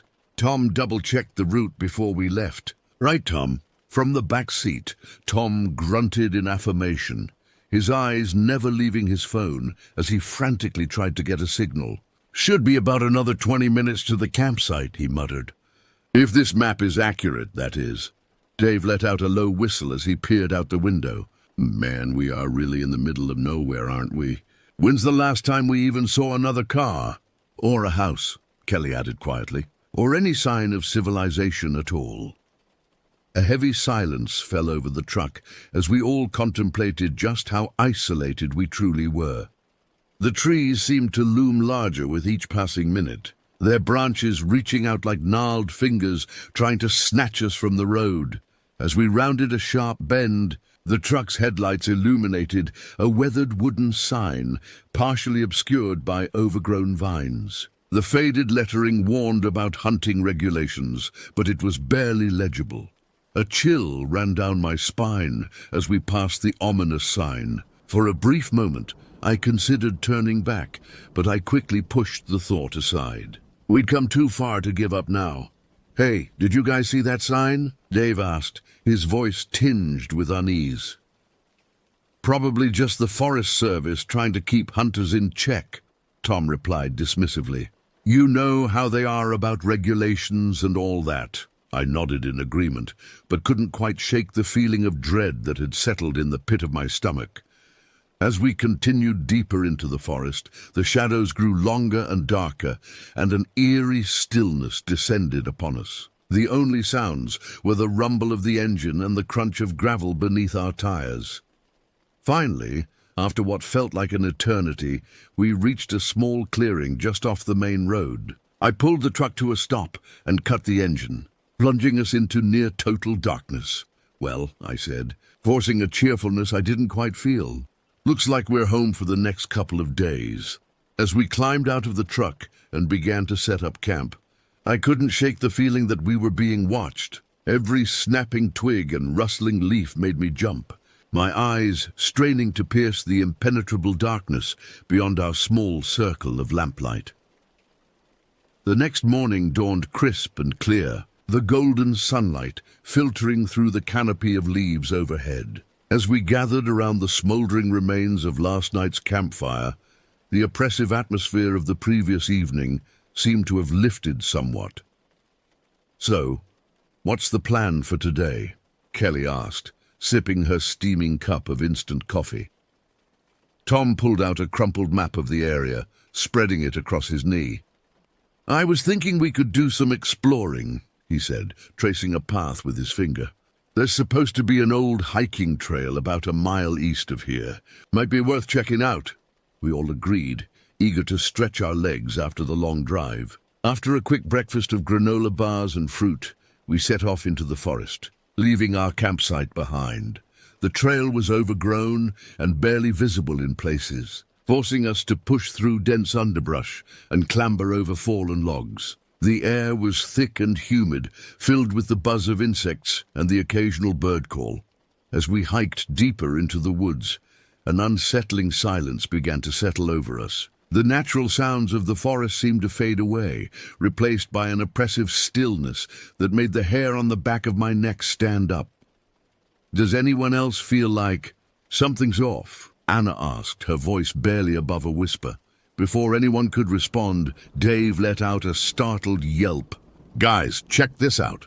We gathered around to see what had caught his attention. There, half hidden beneath a tangle of vines, was a rusted metal sign. The faded lettering was barely legible, but I could just make out the words, "Danger, restricted area, no trespassing." "What the hell?" Tom muttered, pushing aside the vines to get a better look. "This isn't on any of the maps." "Maybe it's an old military site or something," I suggested, trying to keep the unease out of my voice. Kelly shook her head. "I don't like this. Maybe we should head back to camp."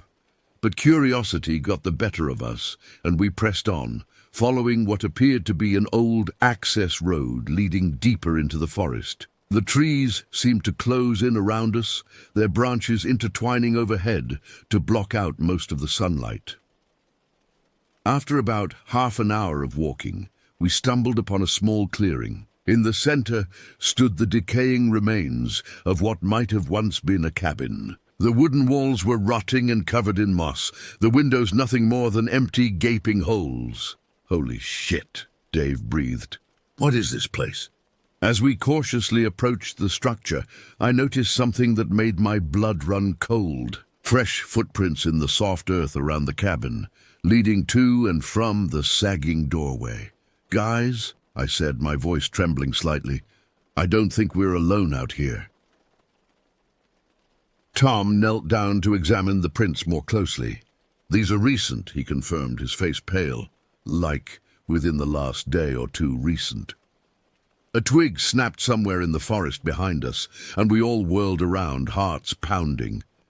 The once peaceful woods now seemed menacing, full of hidden dangers and watchful eyes. "We need to get out of here," Anna said urgently. "Now." No one argued. We turned and began to retrace our steps, moving as quickly and quietly as we could through the underbrush. Every shadow seemed to conceal a potential threat, every sound a harbinger of danger. By the time we made it back to our campsite, the sun was beginning to set, casting long shadows across the clearing. We huddled around the newly built fire, each lost in our own thoughts about what we had discovered. "What do you think that place was?" Kelly asked, breaking the tense silence. "I don't know," I replied, staring into the flickering flames. "But I have a feeling we weren't supposed to find it."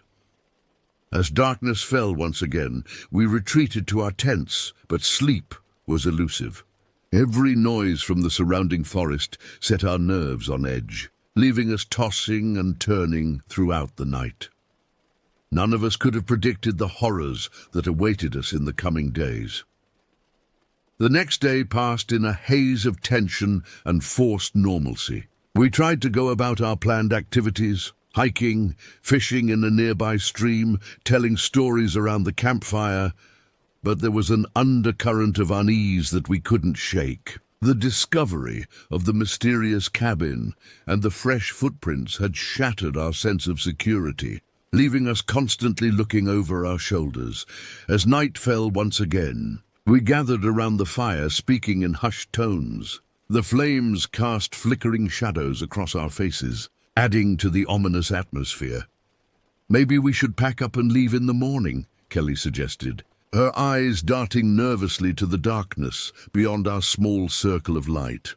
Tom shook his head stubbornly. "We can't let one weird experience ruin our whole trip," he argued. "Besides, it's probably nothing. Just some other hikers or maybe a forest ranger checking on that old cabin."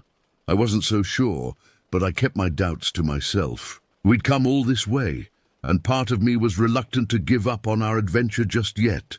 As the fire burned low and we prepared to turn in for the night, a sound from the forest stopped us in our tracks. It was faint at first, barely audible above the crackling of the embers, but it quickly grew louder. Voices. Multiple voices speaking in low, urgent tones. We froze, straining our ears to make out the words. The voices seemed to be coming from all around us, circling our campsite just beyond the reach of our flashlights. "Found their camp? 5 of them. Tonight. No witnesses?" Panic gripped my chest as the implications of what we were hearing sank in. These weren't friendly campers or park rangers. Whoever was out there in the darkness had malicious intent. "Everyone, into the tents. Now," I hissed, trying to keep my voice steady. "And for God's sake, be quiet." We scrambled to obey, our hearts pounding so loudly I was sure the unseen watchers would hear. Anna and I huddled together in one tent, while Tom, Dave, and Kelly crammed into the other. For what felt like hours, we lay there in terrified silence, barely daring to breathe. The voices continued to move around the campsite, sometimes fading into the distance, only to return moments later, closer than ever. A beam of light swept across the side of our tent, and I clamped a hand over Anna's mouth to stifle her gasp of fear. The light paused, lingering for an agonizing moment before moving on. "They're still here," a gravelly voice said from just outside the tent. "I can smell their fear." Another voice, cold and emotionless, replied, "Not yet. We wait for the others. Then we begin." The footsteps receded, but we remained frozen in place, too terrified to move or speak. What had we stumbled into? Who were these people, and what did they want with us? As the night wore on, exhaustion began to overtake fear, and I found myself drifting into a fitful sleep. My dreams were plagued by shadowy figures and whispered threats, blurring the line between nightmare and reality. I awoke with a start, just as the first grey light of dawn began to filter through the tent fabric. For a moment I lay there, disoriented, before the memories of the night before came crashing back. Slowly, carefully, I unzipped the tent and peered outside. The campsite looked undisturbed, peaceful even in the early morning light. But the feeling of being watched, of imminent danger, lingered in the air. As the others emerged from their tents, pale-faced and bleary-eyed, we gathered in a tight circle, speaking in whispers. "We need to get out of here," Dave said urgently. "Right now," no one argued. We began to break camp as quickly and quietly as possible, constantly glancing over our shoulders at the surrounding forest. Every snapping twig, every rustle of leaves sent a jolt of adrenaline through our bodies. Just as we finished loading the last of our gear into the truck, a blood-curdling scream echoed through the trees, causing us all to freeze in terror. "Oh God," Kelly whimpered. "What was that?" Before anyone could respond, the scream came again, closer this time and filled with agonizing pain. It was followed by the sound of something large crashing through the underbrush, heading straight for our campsite. "Get in the truck," I yelled, abandoning all attempts at stealth. "Now!" We piled in, fumbling with seatbelts as I turned the key in the ignition. The engine roared to life, just as a figure burst from the tree line, covered in blood and stumbling towards us with outstretched arms. I slammed the truck into reverse, tires spinning in the dirt as we peeled out of the clearing. The last thing I saw in the rearview mirror was the bloodied figure collapsing to the ground as several dark shapes emerged from the forest behind it. As we sped down the dirt road, leaving a cloud of dust in our wake, one thing became terrifyingly clear: our nightmare was far from over. The truck careened down the narrow dirt road, bouncing violently as I struggled to maintain control. Branches whipped against the windows, and more than once I felt the tires lose traction on the loose gravel. "Go faster!" Dave shouted from the back seat, his eyes wide with terror as he stared out the rear window. "They're coming!" I risked a glance in the rearview mirror and felt my heart skip a beat. 3 dark vehicles had appeared behind us, gaining ground rapidly. Their headlights cut through the early morning mist like searchlights, illuminating the swirling dust in our wake. "Hold on!" I yelled, gritting my teeth as I pushed the accelerator to the floor. The old truck groaned in protest, but picked up speed, fishtailing slightly as we rounded a sharp bend. Anna clutched the dashboard, her knuckles white. "Who are they?" she cried. "What do they want?" Nobody had an answer. We were all too focused on the immediate threat of our pursuers to speculate about their motives. As we hurtled down the winding forest road, the sound of gunfire erupted behind us. A bullet pinged off the truck's tailgate, causing Kelly to let out a terrified scream. "Get down!" Tom yelled, pushing her head below the level of the windows. I hunched lower in the driver's seat, trying to present as small a target as possible while still maintaining control of the vehicle. The road ahead split into a fork, and I made a split-second decision, veering sharply to the right.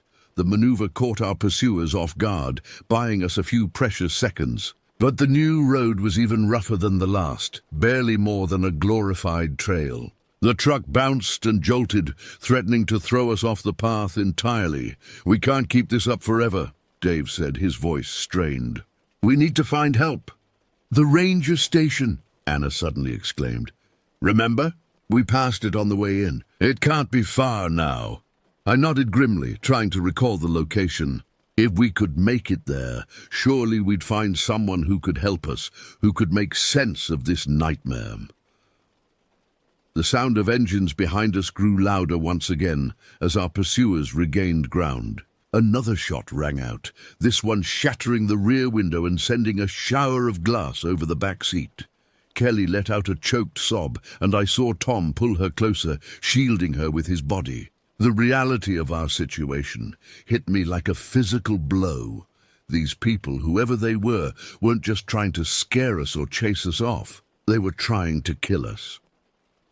Just when I thought we couldn't possibly go any faster without flying off the road entirely, I spotted a familiar green roof through the trees ahead. "The ranger station! There!" I shouted, hope surging through me. "We're almost there." But as we burst out of the tree line into the small clearing surrounding the station, my heart sank. The building was dark, no vehicles parked outside. It looked completely abandoned. "No, no, no," Anna moaned, realizing the same thing I had. Our last hope for salvation appeared to be deserted. With our pursuers closing in fast, I made a desperate decision. I aimed the truck directly for the station's front porch, praying the old building's walls would provide some protection from the gunfire. "Brace yourselves," I yelled just before we crashed through the wooden railing. The impact was jarring, sending us all lurching forward against our seatbelts. The truck's front end crumpled, steam hissing from the damaged radiator, but the cabin remained intact. "Everybody out," I commanded, already fumbling with my seatbelt. "Into the station now." We tumbled out of the wrecked vehicle just as our pursuers' cars skidded to a stop in the clearing. The sound of car doors slamming and shouts filled the air as we sprinted for the station's entrance. Tom reached it first, throwing his shoulder against the locked door. It gave way with a splintering crack, and we piled inside, slamming it shut behind us. "Find something to barricade it," Dave yelled, already dragging a heavy desk across the floor. We worked frantically, pushing furniture against the door and windows as the sound of footsteps approached from outside. The air was thick with dust and the musty smell of abandonment, but we hardly noticed in our panic. "What now?" Kelly whispered, her voice trembling. Before anyone could answer, a voice boomed from outside, amplified by a megaphone. "We know you're in there," it said, cold and emotionless. "Come out now and we'll make it quick. Resist and, well, you don't want to know what happens then." We huddled together in the center of the room, hearts pounding, as the true horror of our situation began to sink in. We were trapped, outnumbered, and completely cut off from any hope of rescue. As the first sounds of our pursuers attempting to break in reached our ears, I realized with a sickening clarity that our weekend getaway had turned into a desperate fight for survival. And the odds were not in our favor. The pounding on the door grew more insistent, the wood creaking and splintering under the assault. We huddled in the back of the ranger station, searching desperately for anything we could use as a weapon. "There has to be something here," Tom muttered, rifling through drawers. "A gun, a radio, anything." I was about to reply when my eyes fell on a faded photograph pinned to the wall. It showed a group of men standing in front of the very cabin we had discovered in the woods. But it was the date scrawled on the back that made my blood run cold, 1952. "Guys," I said, my voice barely above a whisper, "I think I know what's going on." Before I could explain, the sound of breaking glass filled the air. Our pursuers had given up on the door and were now coming in through the windows.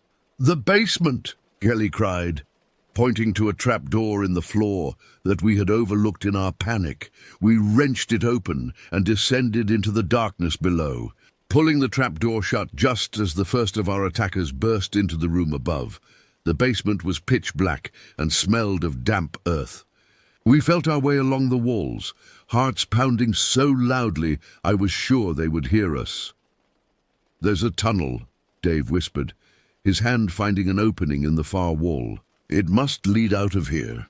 With no other choice, we plunged into the narrow passage, the sounds of our pursuers growing fainter as we moved deeper underground. As we stumbled through the darkness, I began to piece together the terrifying truth. The cabin, the old photograph, the tunnel we now found ourselves in. It all pointed to a sinister history that the forest had kept hidden for decades. "I think this place used to be some kind of government facility," I explained in hushed tones as we walked. "The kind they don't want anyone to know about. And I think we just stumbled into something we were never supposed to see." The tunnel seemed to go on forever, twisting and turning beneath the forest floor. Just when I thought we couldn't go any further, we emerged into a large, cavern-like room. What we saw there would haunt us for the rest of our lives. The walls were lined with rusted metal cabinets, their contents spilling out onto the floor. Faded documents, strange mechanical devices, and jars filled with unidentifiable specimens were scattered everywhere. But it was the center of the room that drew our attention. A large metal table stood there, its surface stained with what could only be decades-old bloodstains. Surrounding it were machines that looked like something out of a nightmare, all blades and needles and things I couldn't even begin to identify. "Oh my God," Anna breathed, her face pale in the dim light of our flashlights. "What is this place?" Before anyone could respond, a voice echoed through the chamber, causing us all to freeze in terror.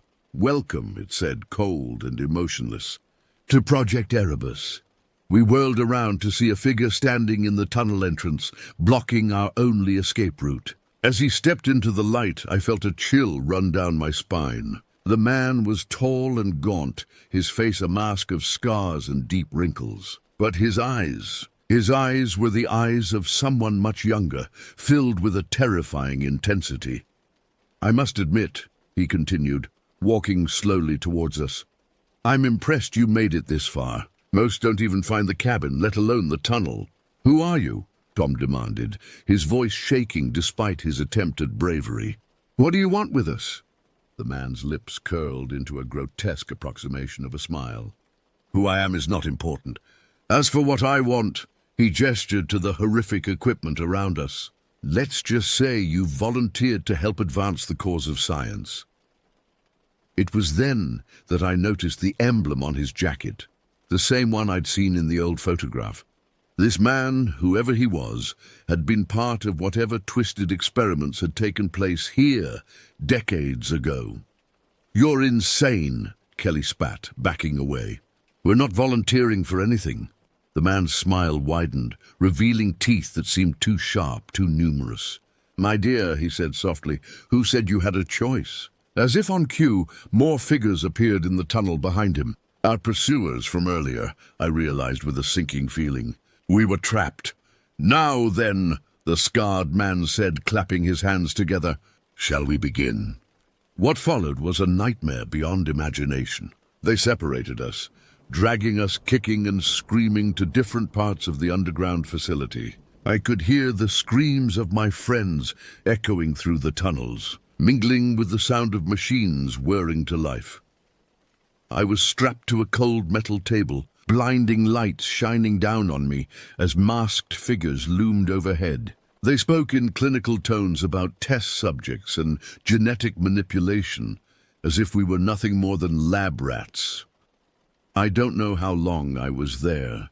Hours, days, weeks. Time lost all meaning in that hellish place. They injected us with strange substances, subjected us to grueling physical and mental tests, and performed surgeries that left us forever changed. Some of us didn't survive. I'll never forget the sound of Dave's screams suddenly cutting off, or the look in Kelly's eyes when they wheeled her past my cell. Her body twisted and mutated beyond recognition. But those of us who did survive, we were different. Stronger, faster, our senses heightened beyond human limits. But at what cost? The things they did to us, the pain we endured, it broke something fundamental inside each of us.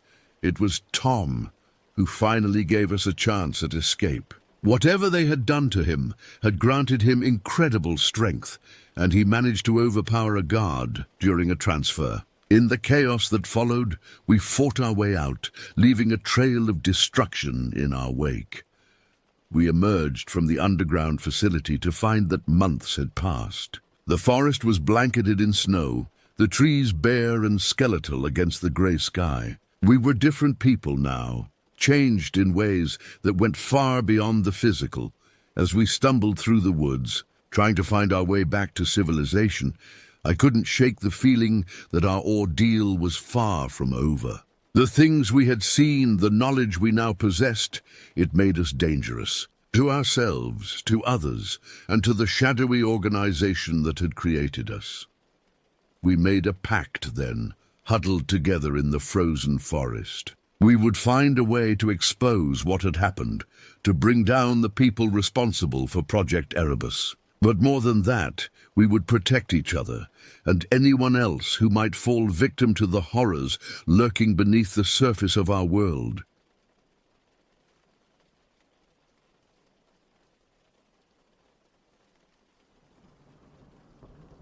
The old logging road was barely visible, overgrown with weeds and saplings that had sprung up in the years since it had last been used.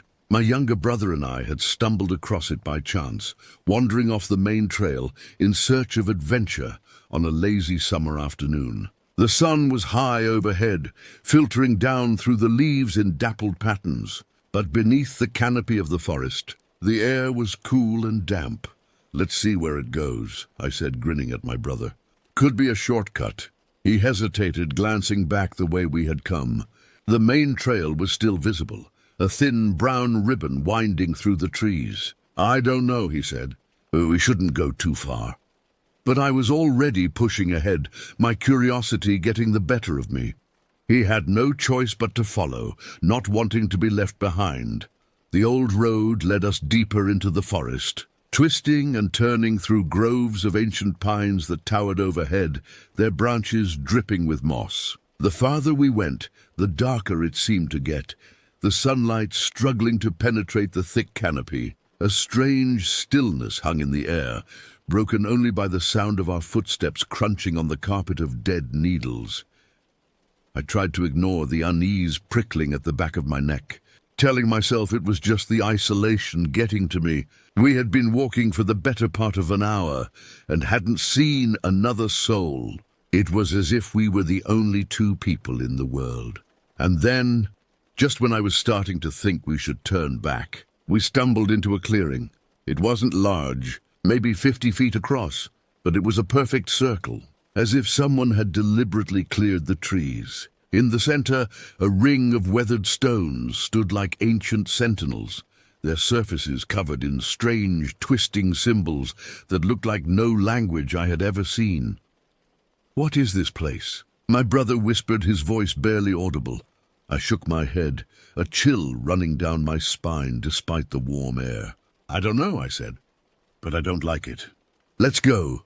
I turned to leave, but as I did, I caught a flicker of movement out of the corner of my eye.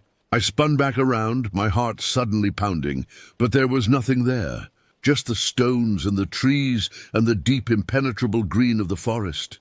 And then, between one blink and the next, the light changed. The shadows seemed to lengthen, growing darker and deeper until they swallowed the clearing whole. The temperature plummeted, and my breath misted in the air before me. "We need to go." "Now," I said, my voice tight with fear, but when I turned to look for my brother, he was gone. The spot where he had been standing was empty, as if he had vanished into thin air.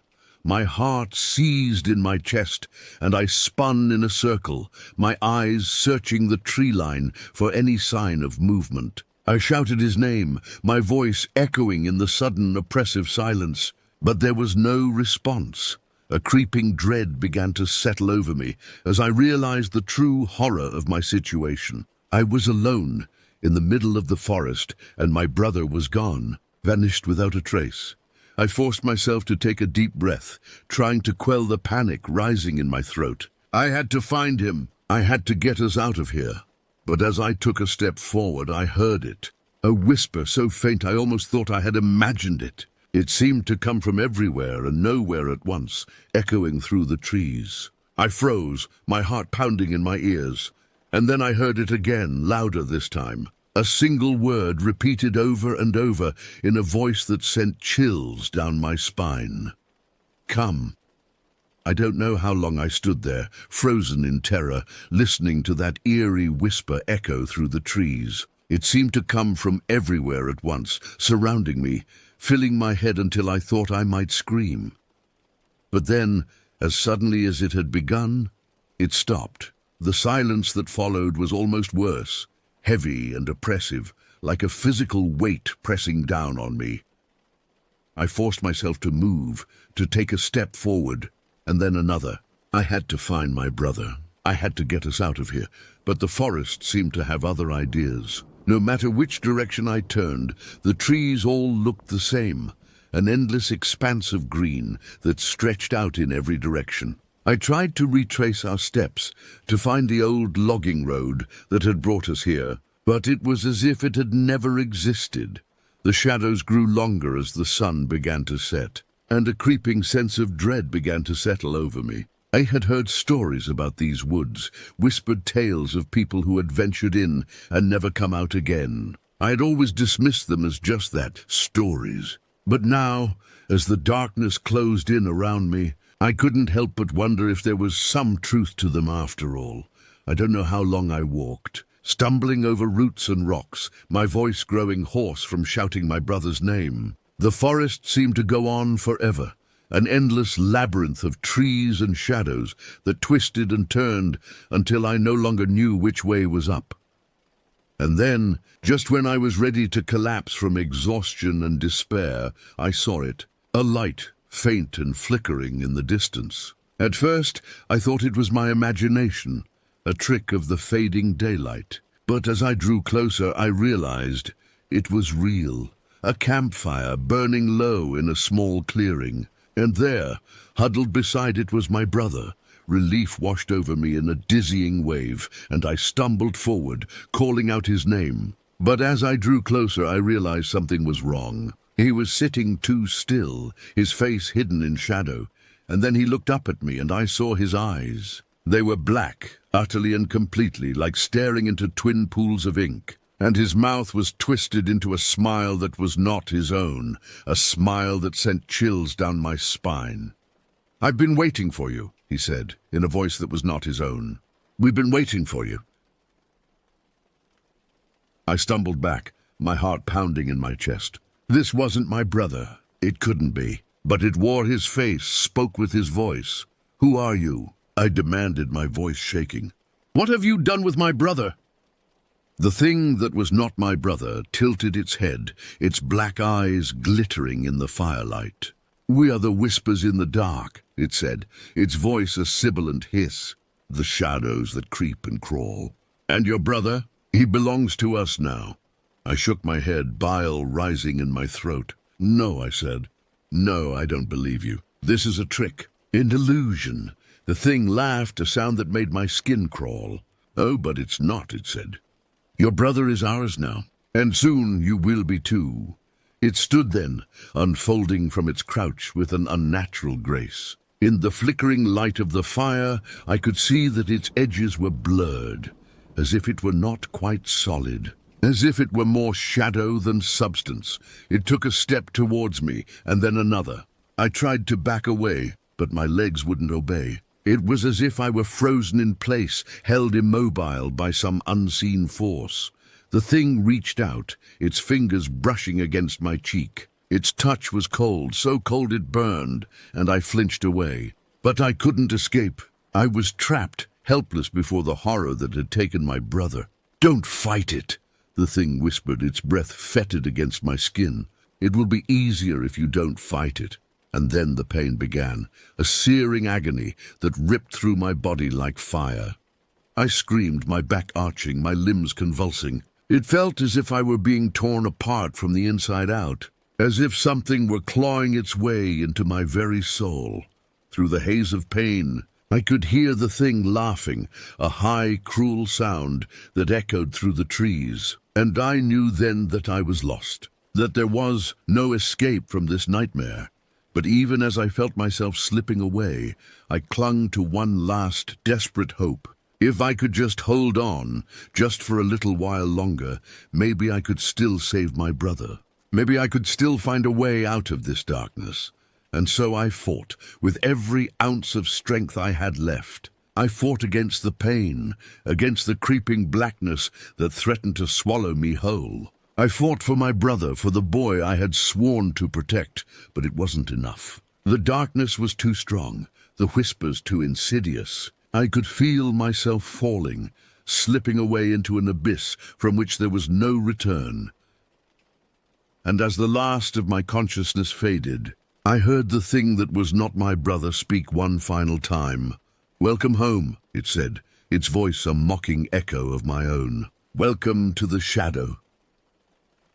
I don't know how long I was lost in the darkness. Time had no meaning in that place, no way to mark its passing. There was only the endless abyss, the whispers that clawed at my mind, the shadows that danced at the edges of my vision. But even in the depths of my despair, I clung to the memory of my brother, of the boy he had been before the forest had taken him. It was the one thing that kept me sane, the one thread of hope in an ocean of hopelessness. And then, after what might have been days or months or years, I heard it. A voice calling my name, a voice I knew as well as my own. "Wake up," it said, urgent and insistent. "Please wake up." I struggled towards the sound, fighting against the lethargy that gripped me. It was like swimming through molasses, each movement an effort of will. But I persisted, driven by the desperate need to escape this nightmare. And then, with a gasp and a shudder, I opened my eyes. I was lying on the forest floor, the carpet of dead needles damp beneath me. The trees loomed overhead, their branches reaching towards the sky like grasping fingers. And there, kneeling beside me, his face pale and streaked with tears, was my brother. "You're alive," he whispered, his voice breaking. "Thank God you're alive." I struggled to sit up, my head spinning. "What happened?" I asked, my voice raspy and weak. How did we... He shook his head, his eyes haunted. "I don't know," he said. "I don't remember. One minute I was in the clearing, and the next I was here. And you were lying there, so still. I thought you were dead." A chill ran down my spine at his words. Had it all been a dream? Some terrible hallucination brought on by exhaustion and fear? But even as the thought crossed my mind, I knew it wasn't true. The pain had been too real, the darkness too absolute. Something had happened to us in this forest, something that defied explanation. I struggled to my feet, leaning heavily on my brother for support. "We need to get out of here," I said, my voice shaking. "Now, before it comes back." He nodded, his face grim. "I think I know the way," he said. "I can feel it like a pull, like something is guiding me." I hesitated, remembering the whispers, the shadows that had led us astray. But what choice did we have? We couldn't stay here, waiting for the darkness to claim us again.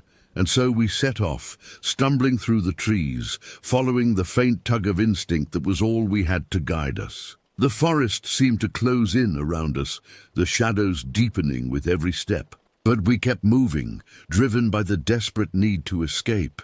It was only when we finally broke through the tree line, stumbling out onto the familiar path that led back to civilization, that I allowed myself to breathe again. The sun was setting, painting the sky in shades of orange and gold, and never had a sight been so welcome. But even as relief washed over me, I couldn't shake the feeling that we hadn't truly escaped, that some part of us had been left behind in those woods, some piece of our souls that had been lost to the darkness. And as we made our way back to the world we had left behind, I couldn't help but wonder if we would ever truly be free of the shadows that haunted us. The days that followed our escape from the forest were a blur of questions and confusion. We told our parents that we had gotten lost, that we had wandered off the trail and couldn't find our way back. It was the truth, or as much of it as we could bear to share. They fussed over us, checking for injuries, making us promise never to do something so foolish again. But even as they scolded and worried, I could see the relief in their eyes. The fear that had gripped them when we failed to return home, the agonizing hours of waiting and wondering.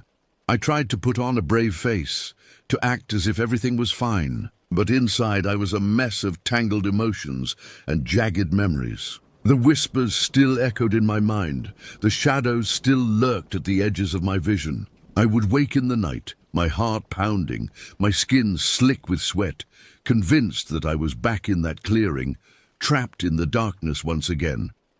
My brother was no better. He would sit for hours, staring into space, his eyes haunted and hollow. He barely spoke, barely ate, barely seemed to register the world around him. It was as if some vital part of him had been left behind in those woods, some spark of life that had been snuffed out by the shadows.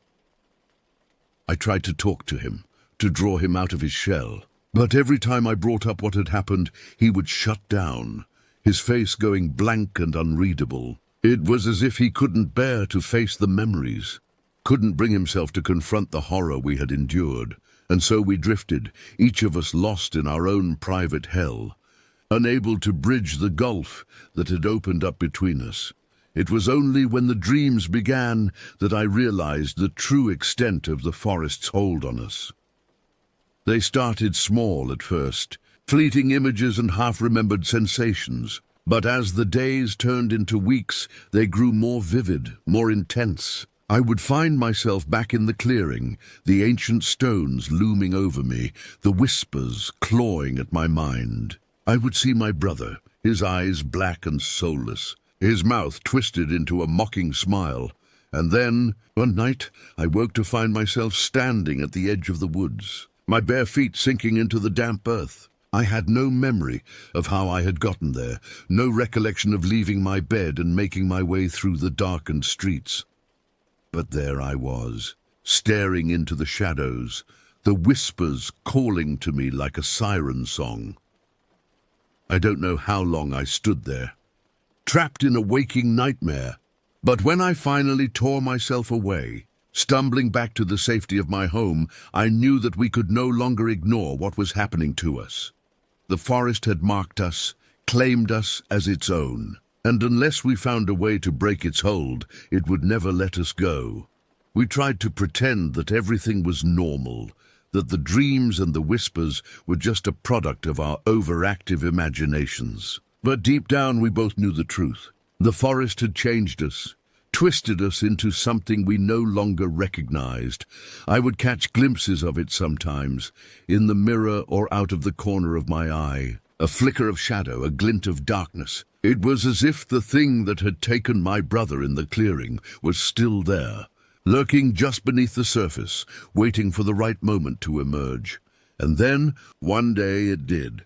We were in the kitchen, arguing over some trivial thing. I don't even remember what it was now. But as the words grew heated, as the anger and frustration boiled over, something inside my brother seemed to snap. His eyes went black, utterly and completely like twin pools of ink, and his face twisted into a snarl, a feral, inhuman expression that sent chills down my spine. He lunged at me, his hands outstretched, his fingers curled into claws. I stumbled back, my heart pounding in my chest, my mind reeling with shock and horror. But even as I braced myself for the impact, even as I prepared to feel those claws sink into my flesh, my brother stopped. He stood there, frozen, his black eyes staring into mine. And for a moment, I saw a flicker of recognition, a spark of the boy I had known. "Help me," he whispered, his voice ragged and desperate. "Please, help me." And then he was gone, fleeing from the house, disappearing into the gathering darkness. I tried to follow him, tried to call out his name, but he was too fast, too far gone. And as I stood there, watching him vanish into the shadows, I knew that I had lost him again, that the forest had claimed him. I didn't sleep that night or the next. I paced the house, my mind racing, my heart heavy with dread. I knew I had to find my brother, had to bring him back from the brink. But I was terrified of what I might find, of what he might have become. Still, I couldn't abandon him. He was my brother, my blood. And so, on the third day, I set out into the forest once more. I retraced our steps, following the path we had taken all those weeks ago. The trees seemed to close in around me, their branches reaching out like grasping fingers. The shadows danced at the edges of my vision, the whispers echoing in my mind. But I pressed on, driven by desperation, by the need to save the only family I had left. When I reached the clearing, I almost didn't recognize it. The ancient stones were gone, toppled and shattered, as if some great force had torn them asunder. The ground was scorched and blackened, the grass withered and dead, and there, in the center of it all, was my brother. He was kneeling, his head bowed, his body wreathed in shadow. As I approached, he looked up, and I saw that his eyes were no longer black. They were a familiar blue, the same color as the summer sky. "You came," he whispered, his voice ragged and raw. "I didn't think you would." I knelt beside him, taking his hand in mine. It was cold, so cold, like the touch of death. But I held on, refusing to let go. "I'm here," I said, my own voice shaking. "I'm here, and I'm not leaving without you." He shook his head, a tear trickling down his cheek. "It's too late," he said. "I'm lost. The darkness, it's inside me now. I can feel it, clawing at my mind, tearing at my soul." But I refused to believe it. I refused to accept that my brother was gone, that the thing that had taken him in the clearing had won. "We'll find a way," I said, my voice fierce with determination. "We'll find a way to break its hold, to banish the shadows, together." And so we left the clearing, hand in hand, the forest closing in around us. We didn't look back, didn't dare to glance over our shoulders. We just kept moving, putting one foot in front of the other, clinging to each other like a lifeline. It was only when we emerged from the trees, blinking in the bright sunlight, that I allowed myself to breathe again, to hope that maybe, just maybe, we had escaped the darkness for good. The weeks that followed were a battle, a constant struggle against the shadows that lurked within us. We clung to each other, to the love and the bond that had always held us together. We talked for hours, sharing our fears, our hopes, our dreams for a future free from the forest's grasp. And slowly, day by day, I began to see a change in my brother. The darkness in his eyes faded, replaced by a growing spark of life. His smiles came more easily, his laughter more frequent. It was as if the shadows were losing their hold, as if the light within him was growing stronger with each passing moment. But even as we healed, even as we fought our way back to some semblance of normalcy, we knew that we could never truly forget what had happened to us in those woods. The scars ran too deep, the memories too vivid. We would wake in the night sometimes, our hearts pounding, our skins slick with sweat. We would reach for each other in the darkness, clinging to the solid warmth of our entwined hands. And in those moments, we knew that we were the only ones who could truly understand the horror we had faced, the only ones who could offer comfort and solace. As the years passed, we tried to put the past behind us. We built new lives, forged new paths, but always in the back of our minds, the forest loomed. A dark presence, a constant reminder of the darkness we had escaped. And sometimes, in the deepest, darkest hours of the night, I would swear I could hear the whispers still, a sibilant hiss, a mocking echo of the voices that had once clawed at my mind. But I knew now that I was stronger than the darkness, that we both were. We had faced the shadows and emerged unbroken, our bond stronger than ever. And so we carried on day by day, step by step, knowing that whatever challenges lay ahead, whatever demons we might face, we would face them together, always together, until the end of our days.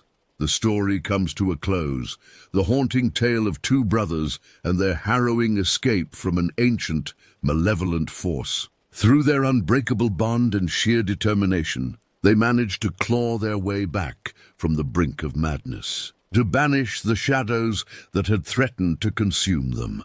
But even as they move forward, the memory of the forest lingers, a dark spectre that will forever haunt their dreams. For some scars run too deep to ever fully heal, some horrors too profound to ever truly forget.